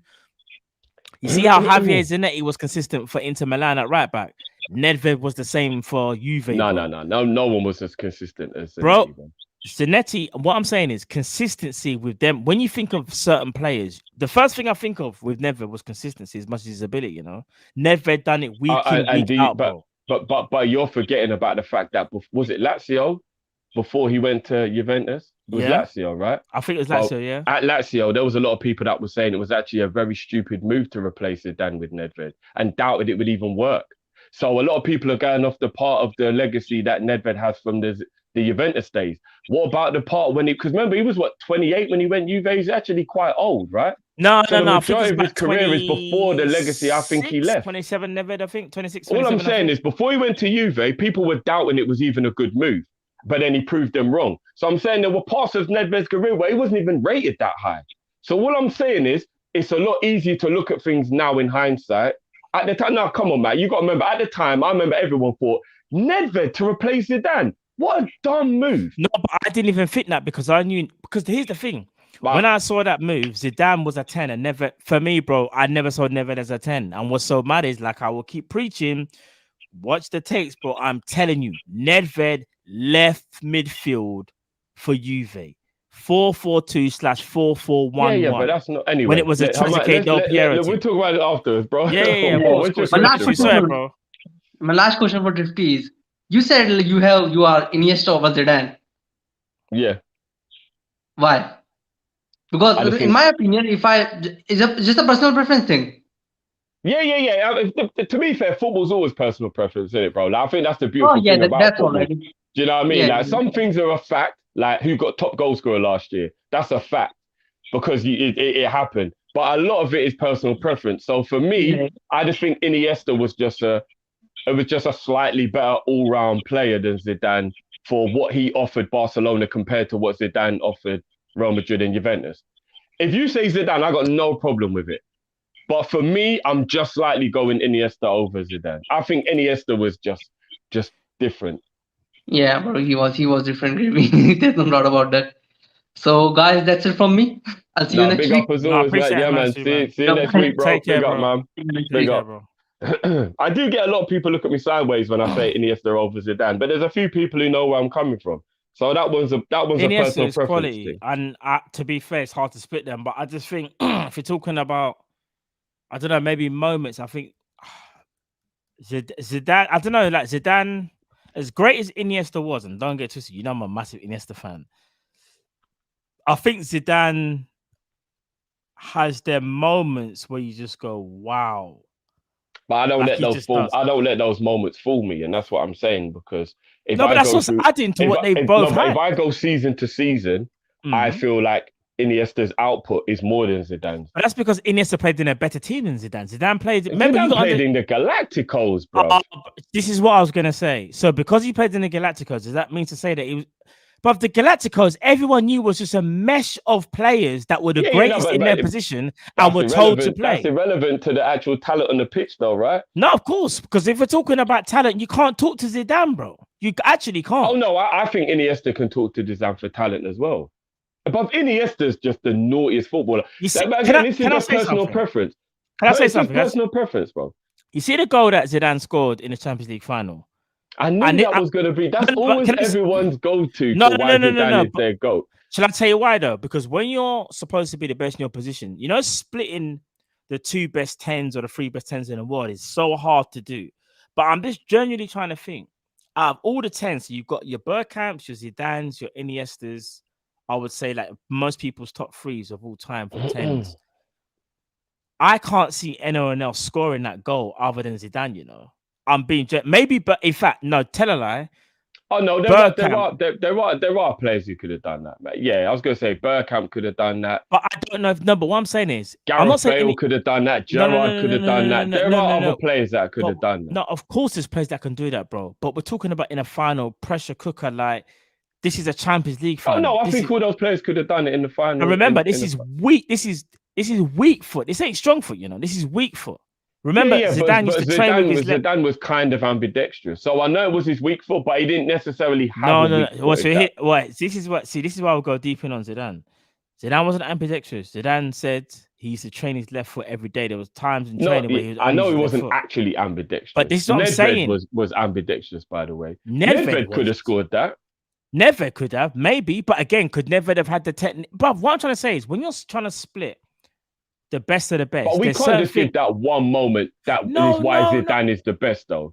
I'm not saying that. I'm just saying when I think about the best 10s and you try and separate them, you've got to kind of think, what can one of them do that the others can't? And the only thing I can generally think of, because if you're talking about getting past a man, Iniesta and Zidane could do that for days. Dennis Bergkamp couldn't really beat his man like that. But Dennis Bergkamp's first touch was also, do you know what I mean? Like, it's so hard to kind of separate. This is what I'm trying to say, bro. But who, you know what I mean? Like, who's got the best shot from, say, 25 yards? You'd probably say Zizou or Bergkamp, maybe not Iniesta. Do you know what I mean? I'm just saying, I watched a lot of Zidane with memory, like I remember it. And as great as he was, there were a lot of games where he was very nonchalant. There were a lot of games where he didn't really do much in the game. Bro, and like, there was one point where he was known for just being the guy who just spins on the ball. Like, you know that drag back that he perfected. It was like he would just always just do that, and it would be like, right, Zidane didn't really do much today, did he? And don't get me wrong, that's not me trying to take anything away from him. He was a spectacular footballer. Right, let me ask you this, I remember watching him on a weekly basis, and there were so many games where he wouldn't really do much. Bro, did you watch Zidane at Real Madrid as well? Oh, yeah, of course. All right, ask me this. Where did he play? He played loads of positions for Real Madrid. Sometimes he was even a central midfielder. Bro, Zidane mainly for Real Madrid was on left midfield. Yeah, he played. And imagine that. He played support striker. He played central midfield. He played loads of positions. Left midfield was Zidane at Real Madrid. And here's the thing: when Zidane was mainly playing left, because if you look at Zidane's career, he mainly played left mid for his Real Madrid career. And imagine he's a 10, and he's making it work from the left midfield spot, and he's naturally a 10. And that's another thing as well that I think you got to understand that, like, because he was a great player. No, of course, but that don't mean he didn't have games where he was like meh. Everyone acts like just every time Zidane went in the pitch, he was sensational. No, but here's the thing. No play. That's like saying every person ever stepped on the pitch. I feel like that's what people judge people now on. And that's why it's a bit unfair, because people don't have that memory to remember. So that's what I'm saying. When Himanshu said Hazard, and then everyone goes, but what about those couple seasons where he weren't that good? Bro, Zidane had seasons like that. Not like that, Drift. Not like maybe that. Maybe not as bad as that one, because I think he did that on purpose to get Mourinho sacked. But what I'm saying is there were seasons where Zidane never really done nothing, though. No, Drift. And people forget it because they remember the glory moments, bro. One thing I will say is this: there's a difference between down toolings and difference between. Well, that's what I mean. So that season's a little bit different. Because you can have a bad season. So every footballer can have a bad season. Like, everyone can have like a not so great season. But if I think about Zidane and I think about his Juve career and even Marseille and even Real Madrid, bro, I have to be honest, Zidane was pretty consistent. Maybe not consistent like how we were seeing today's game, but you have to think about the era. And in his era, bro, he produced. There's a reason why he got the big move, bro. He didn't get the big move because he showed up for 1 or 2 games. He got the big move because he was affecting games. And yeah, no, like but I'm saying go look at statistics, and they're still pretty poor. So what I'm saying is, it depends which way you look at it. Because all these stat padders now who love to do the stat thing, Zidane wasn't that great. Yeah, look at that. But do you want to know what, though? The game's this is changed. What I'm saying, though, bro. So if you go and look back, there's probably seasons where he only had like 7 assists and 4 goals. Do you get what I'm saying? Like, you look at that now, man will call you the deadest footballer in the world if you had them stats as a number 10 now. The game's changed, though, because what's so mad is, like, statistics is a big thing in football. Like, what's so mad is you look at, like, the way how people do their recruitment, and what do they look at? Statistics, and what is it? What's that thing called? Expected goals, expected assists, rate, all that stuff. But for me personally, all I'm gonna say is this, and I'll leave it here regarding Zidane. For me, he's one of the best to ever do it. For me personally, he's the best pure number 10. For me, he's the best. That's 10. Bergkamp. For me, I think he's Zidane. For me, and I'm not even trying to sway your answer. That's just, for me, I think it's Zidane. You think it's Bergkamp, and that's fair enough. That's what I mean. It's a preference thing. That's what we love about football, right? Fair, no, 100%. Because there's another name I could throw in there, but it's just going to cause an argument. Ronaldo, but yeah, we move. But see, I think Ronaldinho's better than Zidane, but I don't want to get that argument popping. Well, here's the thing. Ronaldinho mainly played left wing for Barcelona, even though again he was actually a 10 by trade. How do you want to perceive? However you want to perceive him. Mm. And Well, not I mean, only that, Zidane's there's a legacy lot of outweighs variables. Ronaldinho's. But if you're talking about pure talent, you could arguably say Ronaldinho and Ronaldo are the most talented players to ever actually play the game. So That's what I'm saying. there you It's all if buts and maybes, bro. indeed. But yes, we move on to our next caller.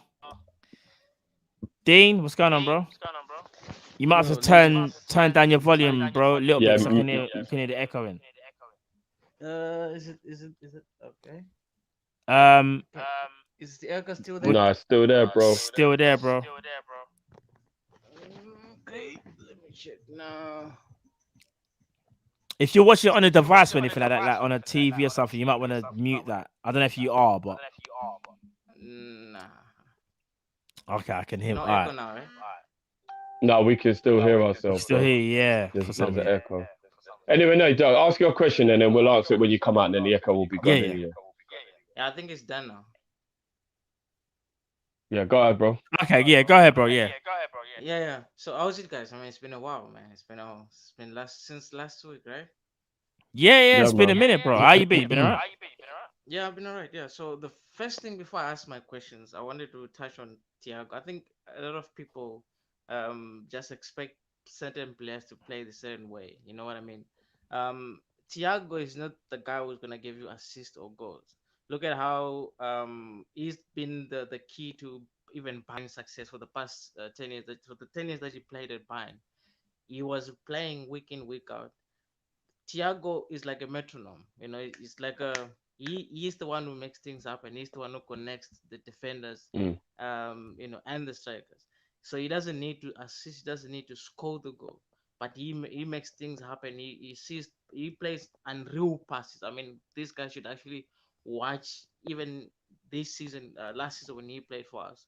What he did. I mean, towards the end of the last season, he actually was the key also to us qualifying for Champions League, and stuff. So people don't understand his gameplay because they expect him to play like De Bruyne or Bruno Fernandes and whatnot. So I just wanted to touch on that. Like they should actually maybe try and watch him so that they can understand, his IQ. I mean, I think he's one of the smartest footballers.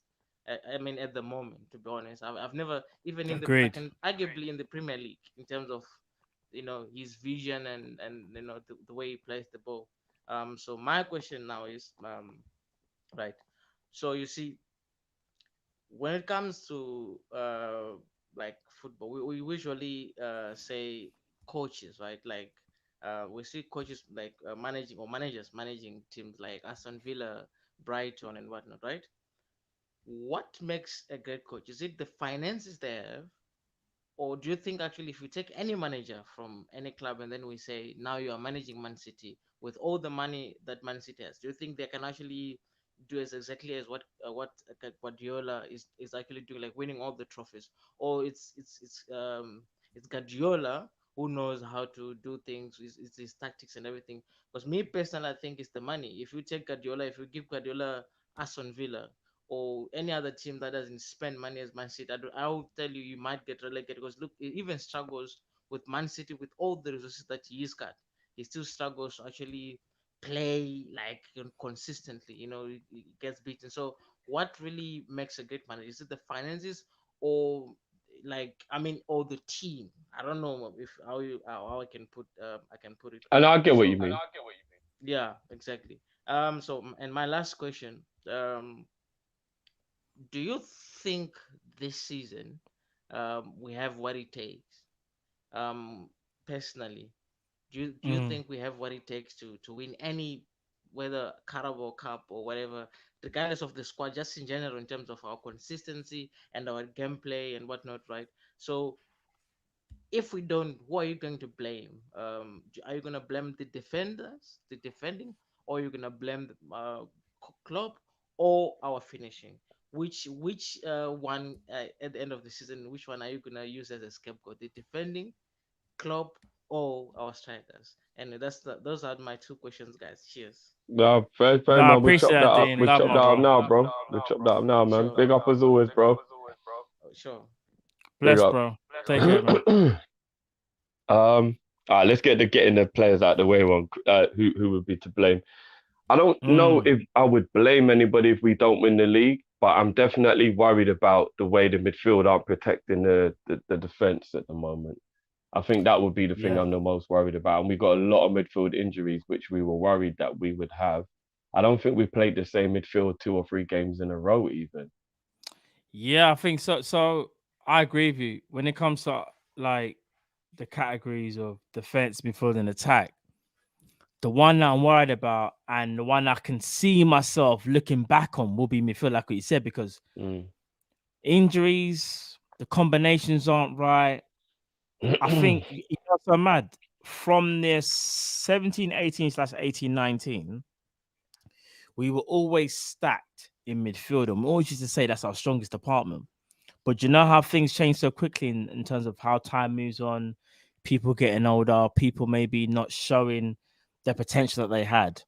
Midfield is actually our weakest, because if I said to you, we've got Fabinho, Henderson, Thiago are the main 3 midfielders for the whole season, or Naby, or even Curtis, you're going to be like, that's good, but what about the rest? I'd say to you, well, they're most likely going to be injured. And it's always been a common theme. But I think so far, with Genie leaving and other injuries being picked up in midfield, because Milner's getting older as well, you can't help but look at our midfield, bro. Our midfield is probably our weakest point.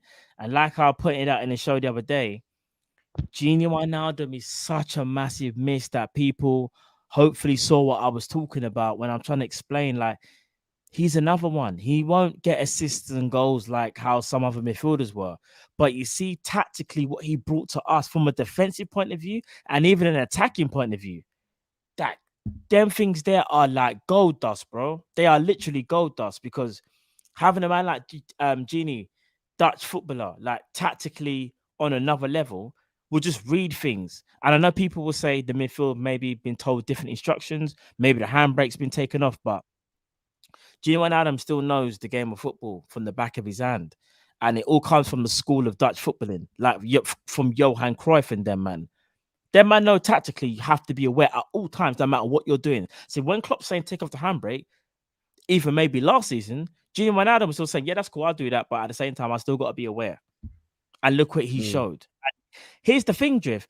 Gini Wijnaldum didn't even have the greatest of seasons last season, but he was still so important that when you look at this season, you look at the gaping holes that we now have. It's crazy, bro. Can't remember. And it's not just that, it's consistency. Because if you play every week and you get to learn each other's rhythm, that makes it a lot easier to blend and do well. And if the midfield keep changing all the time, then it means that they don't fully get each other's rhythm. Agreed. Which is very important when it comes to partnerships. Centre-back partnerships, left winger and left full-back partnership, right winger and right full-back strike partnership. There's loads of places on the pitch where partnerships are important. And the midfield partnership is important if you need to know who would do what, who would go where, whatever. And if it's always changing all the time, it's difficult to keep that continuity. So it's not the best thing. But I'll probably go with the midfield is the real problem at the moment. And what makes a good manager? For me, it's a combination of a few things, but I think the most underrated thing that makes you a good manager is the ability to know you're not good at it and delegate to somebody who is. I think that's the most underrated part of management. So if you look at some of the greatest managers like Ferguson, for example, Ferguson didn't take training. So a lot of the time, the tactics weren't even Fergie's. They were Carlos Queiroz, or they were Brian Kidd, or they were Steve McLaren, or whatever. And obviously he would oversee it. They'll talk through it. They'll go over it. He's got the last word and stuff like that. But I think a lot of the time people feel like a manager has to do absolutely everything. And the best managers know to delegate. And I think that's where some people can become unstuck with certain things where they maybe let their ego get to them. Or like, for example, remember how much Liverpool changed after was it not Packet? Oh, you're talking about the brain? No, under Benitez when Pack left. Oh, Paco Exterior or whatever his name is. When he left, do you remember how much when he things fell out changed? with Benitez. Because he was the one who was coaching the team. Yeah, Do you get what I'm saying? Benitez was a That happens manager. a He lot. wasn't a coach. Brendan Rodgers is a coach. He's not a manager. So you see, when you get like, it depends what you do and how you delegate. Do you know what I mean? So I think one of the things that makes you a better manager is just knowing how to delegate. You have to be good with people. A lot of the times, the best managers are people who are good with people because you don't fall out with people. People don't hate you and stuff like that. There's a number of things. In terms of the money thing, I think it's unfair to judge someone like Pep and say, if you was at Aston Villa, you couldn't do well because he's got an elite mentality and he'd have players that can't execute what he needs to do because he's adapted his ability to what he's used to and he's used to ballers. So it'd be very difficult to go and ask him to be a manager of a crap team all of a sudden. Do you get what I mean? Where he ain't got ballers. It's like why Henry struggles as a manager because I don't think he gets. They're not as good as you. Like you're one of the best to ever do it, bro. These men aren't as good as you. Yeah, no, for real. So when he's like, "What are you doing? Control the ball, pass, move." Right? It's like, bro, they're not as good as you were, bro. They can't do it. Like patience. That's another thing you need to have as a manager. You patience. need patience, bro. Nurturing, bro. Being a manager is like being a parent. There's so many skills that are involved in doing it. I think it's hard to pin your hopes on it. But there are some managers like Klopp, for example, who I think will get a better tune out of a worse team without money. It's just how it goes, I guess. It depends what it is. Wenger was great at that. But then you got Mourinho who just likes money. It depends. There's different types of managers, different types. There's loads of ways to be successful, I guess. So, you know what I mean?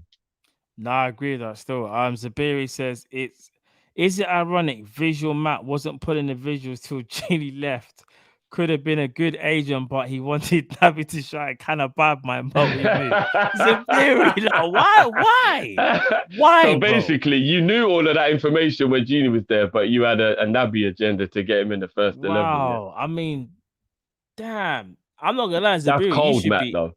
Zabiri should be my agent because I don't think about these things, bro. But Matt, if that is how you were moving, Matt, that's cold still. Not even, bro. Man, just trying to highlight how bad our midfield was and how we really miss Genie Wijnaldum, man. Zabiri, you know this. But now we're gonna bring on our last caller. Bring on C, bro. You there, bro? C.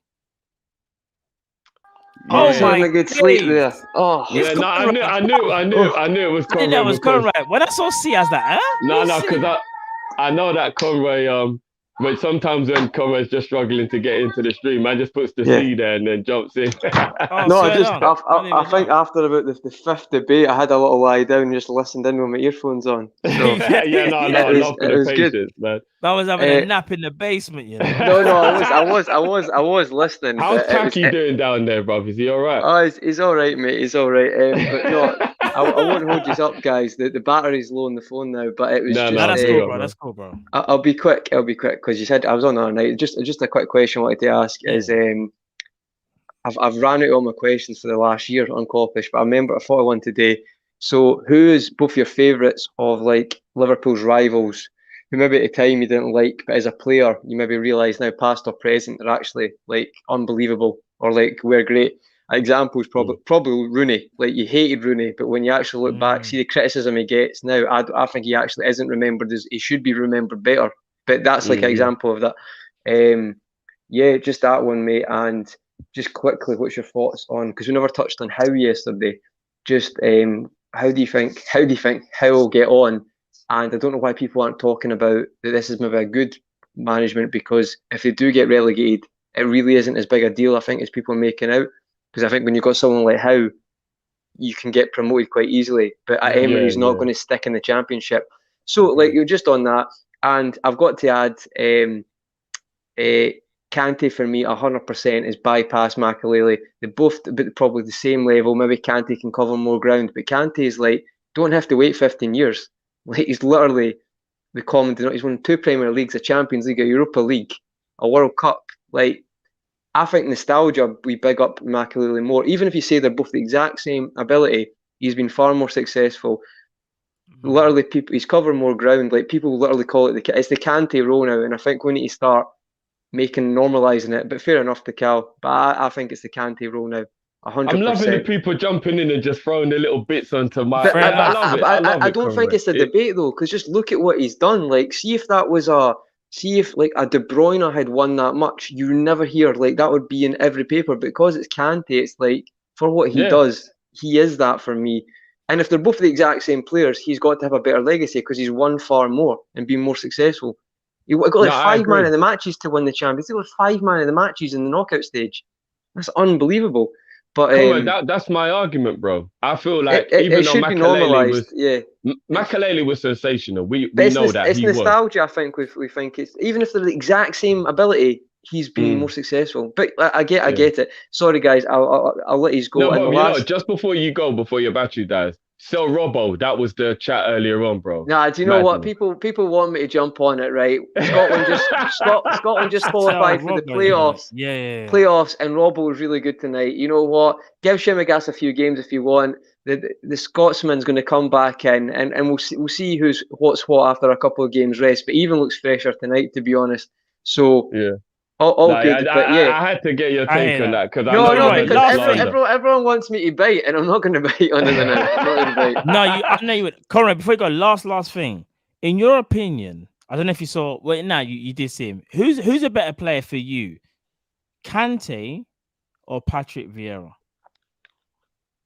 Completely different. I think like Vieira's like a kind of like showstopper, like aggression, where Kante's he's ahead of you. He doesn't need to be 50-50 because he's smarter than that. Because what I was going to say is this: people don't want to say Kante is a DM anymore. They want to say he's a box to box.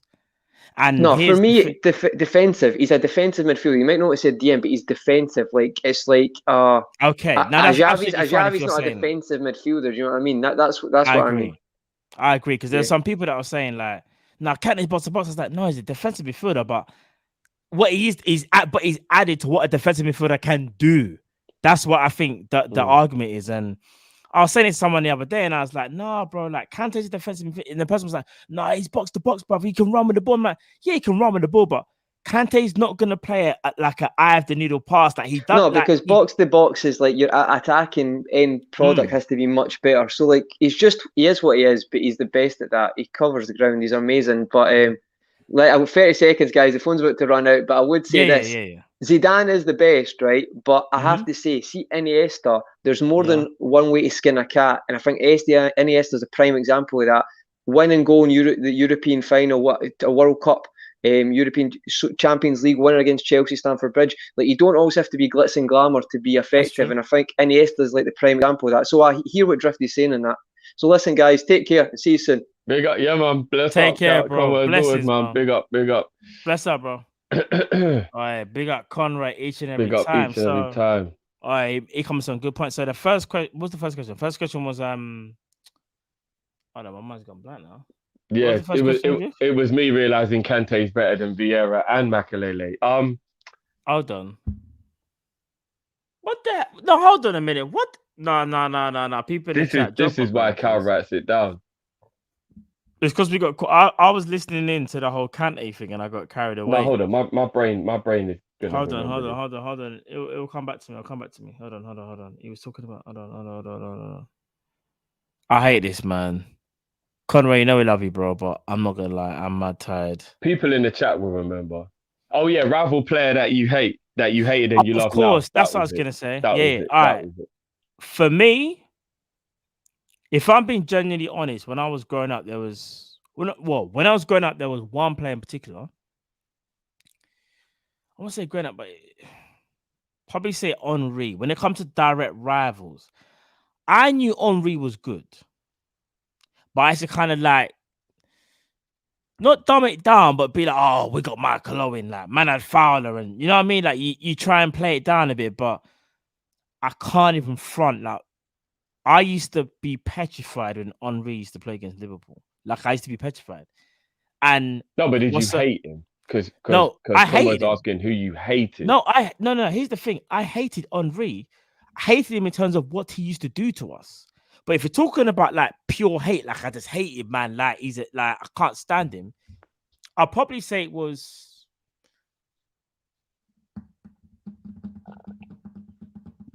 Roy Keane or Drogba.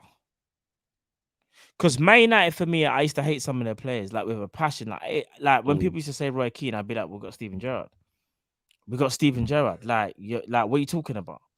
And then even Drogba, but I used to hate Drogba, hate him. But I say hate him, bro. I used to cuss him. Oh, all he can do is score headers, and yeah, he can come out of a goal every now and again. He's not consistent, rare tear. But I used to hate Drogba. But in a weird way, but you love him now though, because that's the twist on the question. All right, but by the way, just Streets approved us hit it perfectly. Kante can play the single pivot. That's how good he is, Matt. He's so good. He can play because he's two players in one. Man, I'm sleeping on Kante. I'm not even gonna lie, but yeah, go on. No. Kante's serious. No, I used to hate Drogba. I hate him because I think the reason why I hate Drogba is because that Chelsea-Liverpool rivalry that we had, especially under Benitez, and he was like their talisman, like their guy. He was the striker that they bought for big money. So you love Drogba now, though? Because that's what his question is. Who do you love that you used to hate? If I had to pick all the players I've just spoken about now, I can't even lie. I don't want to say it. No, I love Drogba, you know. I look back at his career. I love Drogba. I look back at his career. Obviously, I will never stand for the diving thing.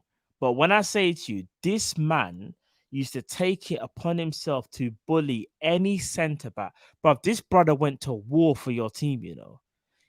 Whether you liked him or not, bro, he went to war. There's a reason why a man like Mourinho, like, you know what I mean? Like, and again, like, love is a strong word. I like him. I like him a lot. I mean, I've got a few. I like Drogba a lot. Still. I can't even lie, bro. Even do you rate Costa? You see, someone put in the chat. You see, Diego Costa. But I'm not gonna lie to you. I can't stand him. No, I rate even Costa. Now, but even now, I can't stand him. Yeah, no, that's what I was gonna say. I rate him, but I don't. Changed. Yeah, I don't. Yeah, but I mean, Conroy did say, "Oh, appreciate them now," which I do appreciate how good Costa was. To be fair, like I just, he's one of them man who you only like when he played for your club. But I got a couple who I hated, and now I actually do love them. Yeah, Beckham. I hated Beckham at first, bro. Yeah. I never hated him, you know. I hated Beckham. Didn't like him. And now I love him. But I think it's because he left Man United. Of course, you know why that is. Because when they play for a rival. Yeah. That's what that is. You know what I mean? I hated Roy Keane, but I love him as a pundit. Bruv, as a pundit, he's untouchable as a pundit, bruv. I'm not even one of the best. He's one of the best because he just says it how it is. But the biggest one is Robin. Bruv, when Robin was at Chelsea, I couldn't fucking stand him, bruv. Like I had a hate for him that was borderlining on I would slap him if I met him. Don't ask me why, yeah. But what's mad is, as he was badding it up for Chelsea, I realized how good he was. And when he left, I was over the moon. And you know, he's my second favorite non-Liverpool player of all time. I was gonna say, so for me to have started the relationship with hate is mad, bro. That is crazy because I know how much you love Iron Robin. That's what I'm saying, bro. But when he was at Chelsea, his first year or two at Chelsea, bro, I hated him. And then as I realized how good he was, I was like, and now I'm actually very thankful to Chelsea because if he'd have gone Man United, it would have been a wrap. I'm so glad Chelsea stole him off of Man United. Can you imagine if Man United, if Fergie had Robin, bro? Although I will say this though, Jeff, at one point, I think for at least 2 years, the Robin and Duff combo was absolutely horrid. When I say horrid, here's the joke. Robin could play left wing, and I know deep down, not even deep down, he knew he was always going to go outside, but he still fake it. Like he's going to go on the inside and go to his left. And not only that, bro, Duff could play left or right. Them man, they could play left or right. They used to swap during the game. Duff and Robin were disgusting. But that combination there is like being backed up by Essien. It's just like jerk chicken and rice. Like it's a combo. It's just a combo. It's like a burger and chips. It is a combo. It's like flipping tortilla chips naughty, bro. And the dip. But that combination there. It was underrated. And then when Robin went Real Madrid, a lot of people forget he carried Madrid for about 2 years through a very barren spell, bro. They were dying at one point. They were dying at that point. And he carried them, bro. Like a lot of people forget that. But now Robin's People my guy. sleep on Damien Duff, man. He was supposed to come to us as well. That's what I'm mad. Duff was underrated. He was definitely Duff underrated. was sick. Duff was sick, bruv. Because use his right foot at a high level as well. You know, I want just highly one-footed. Yeah, Duff was good, man. But yeah, no, that completes the set. That's everyone. Big up everyone, man. It was a good show, man. Indeed. No, thank you for everyone that joined tonight. Apologies, I was late. Obviously, Kyle had to leave, but do you know what I mean? You saw all three of us tonight, you know what I'm saying? And we will be back. We'll let you know on the socials when our next show will be. It most likely will be Monday, but if anything comes before then, stay tuned for that as well. And just, yeah, as I said before, keep it on the socials. And I hope you've really enjoyed the Friday night show. Darth Drifty says, man like Matt always brings up food. Why not? Darth Drift acting like you don't eat or something. Is it a problem? I'm not even gonna lie. Hold on. 1975 jumps at Team Kopish. Ain't nobody eating jerk chicken and rice. That sounds like oven baked jerk chicken with barbecue sauce. What? Bro, have I missed something? Jamrock, you've got to come to England and we got to take you to eat, bro. Jamrock, if you're trying to, I don't know if you're trying to refer to the football or the actual food. I'm hoping it's the football. I'm guessing that it's the food. And if it's the food, Jamrock, you got to come England and we got to take you out to eat, bro. Yeah, for real. We got to take, if you don't think jerk chicken and rice and peas is a good combination, Jamrock, we got to take you to eat, bro. Yeah, you've got a hole in your life that you didn't realize was there, bro. And we got to fill it. If you're not jerk chicken and rice, then boy. There's a hole in your life and we got to fill it, bro. We got to fill it. I am yet to meet a non-Jamaican person who's eaten West Indian food. Oh, sorry. I've yet to meet a non-Caribbean person, should I say, who's not eaten Caribbean food and hasn't said, that's the best thing I've ever tasted in my life. Yet to meet, I've put so many people on, bro. I've even had guys at my old workplaces and I just bring them a little bun and cheese, bro. And that's like small fry, and they're like, oh, what is this, bro? Yeah, what's I'm like, this? boom, hold that, you get what I'm saying, bro. Never mind proper Jamaican food. Listen, anyway, Jamrock, we got to bring you. All right, with a festival. All right, with the festival, the Beery knows. Hey, the Beery knows. Some coleslaw and that as well, you know. Jeez, some potato salad and that as well. Jamrock said, jerk chicken and 2 sides of hard dough bread. Hey, you know what? No, that's more like a barbecue party thing where you got to hold it. Yeah, I can't lie, bro. Sit down and eat thing. Yeah, you know what I mean? That's me, more if like I'm at a barbecue thing. Yeah. No, but if you're at a barbecue, for me, if someone's got that bangs chicken, though, jerk chicken and hard bread bangs. Of course. But if you're at a barbecue, for me personally, I'm thinking if you've got jerk chicken there, there's gonna be rice. Like there can't be no rice and peas, bro. Like you're telling me there's no rice. But and peas? even if it's white rice, bro. Yeah, well, white rice will do, but you know, as long as it's basmati. Yeah. No, I hear that. All right, man, like Demo, for real. Let's get ready for the Jamaica. All right, come on, Jamaica, man. All right, come Antonio, on. Leon, Antonio. Bailey, do the thing. Nah, for real. Leon, you know what? Leon Bailey, we got to talk about Gerard now being in control of Leon Bailey as well. Demo, our legend is in control of him, you know. Hey, that's big. Hey, and big up Antonio for picking Jamaica as well, man. That's love. I love to see that. It's about damn time as well. It's about time, bro. Enough man over the years could have done it. Can you imagine how sick Jamaica's team would have been back in the day if them man there had picked Jamaica, bro? Bro, I said this. Them man there would have been. There's so many players that they could have had, and that like certain man were just like, nah. And don't get it twisted. It's annoying, but I understand it because you're thinking about like the instant glory. But if you stuck it out, you know what I mean. Not said if I just I think I ain't seen that done. Maybe it's because of where I live. No, fair enough. If that's the case, it probably is. It probably is still. If that's the case, but no, the fact that you know about jerk chicken though means you're certified Jamrock. So we got you in that. Trust me. But people, before we go, though, as I said before, make sure you check out our socials. Where obviously we'll let you know where we're going to be live again. And yeah, people, before we go, just want to say shout out to all the people that voted me. Shout out to my mum. Shout out to my brother. I just want to shout out to everyone that showed me love, that wants to make me sign that contract. What is this? Your acceptance speech, yeah? And just make me still want to be a part of Team. You didn't even upload my one, did you? Life. I don't even know what your one is, if I'm being honest. But when you're going through life, you go through your ups and downs, but you got to fight through it and show the people you mean business and you belong here. You know them ones, people. You know them ones. But anyway, people, we'll see you again for another one, man. Hold on a minute. We're not doing this. We're not doing this. People, we out. Drift actually trying to delete. We're not doing this. You actually deleted. You actually deleted it. There's the real team right there. We're not doing this. I'm not going out like that. This was Drift up for the draft. People, we out. Peace. Peace.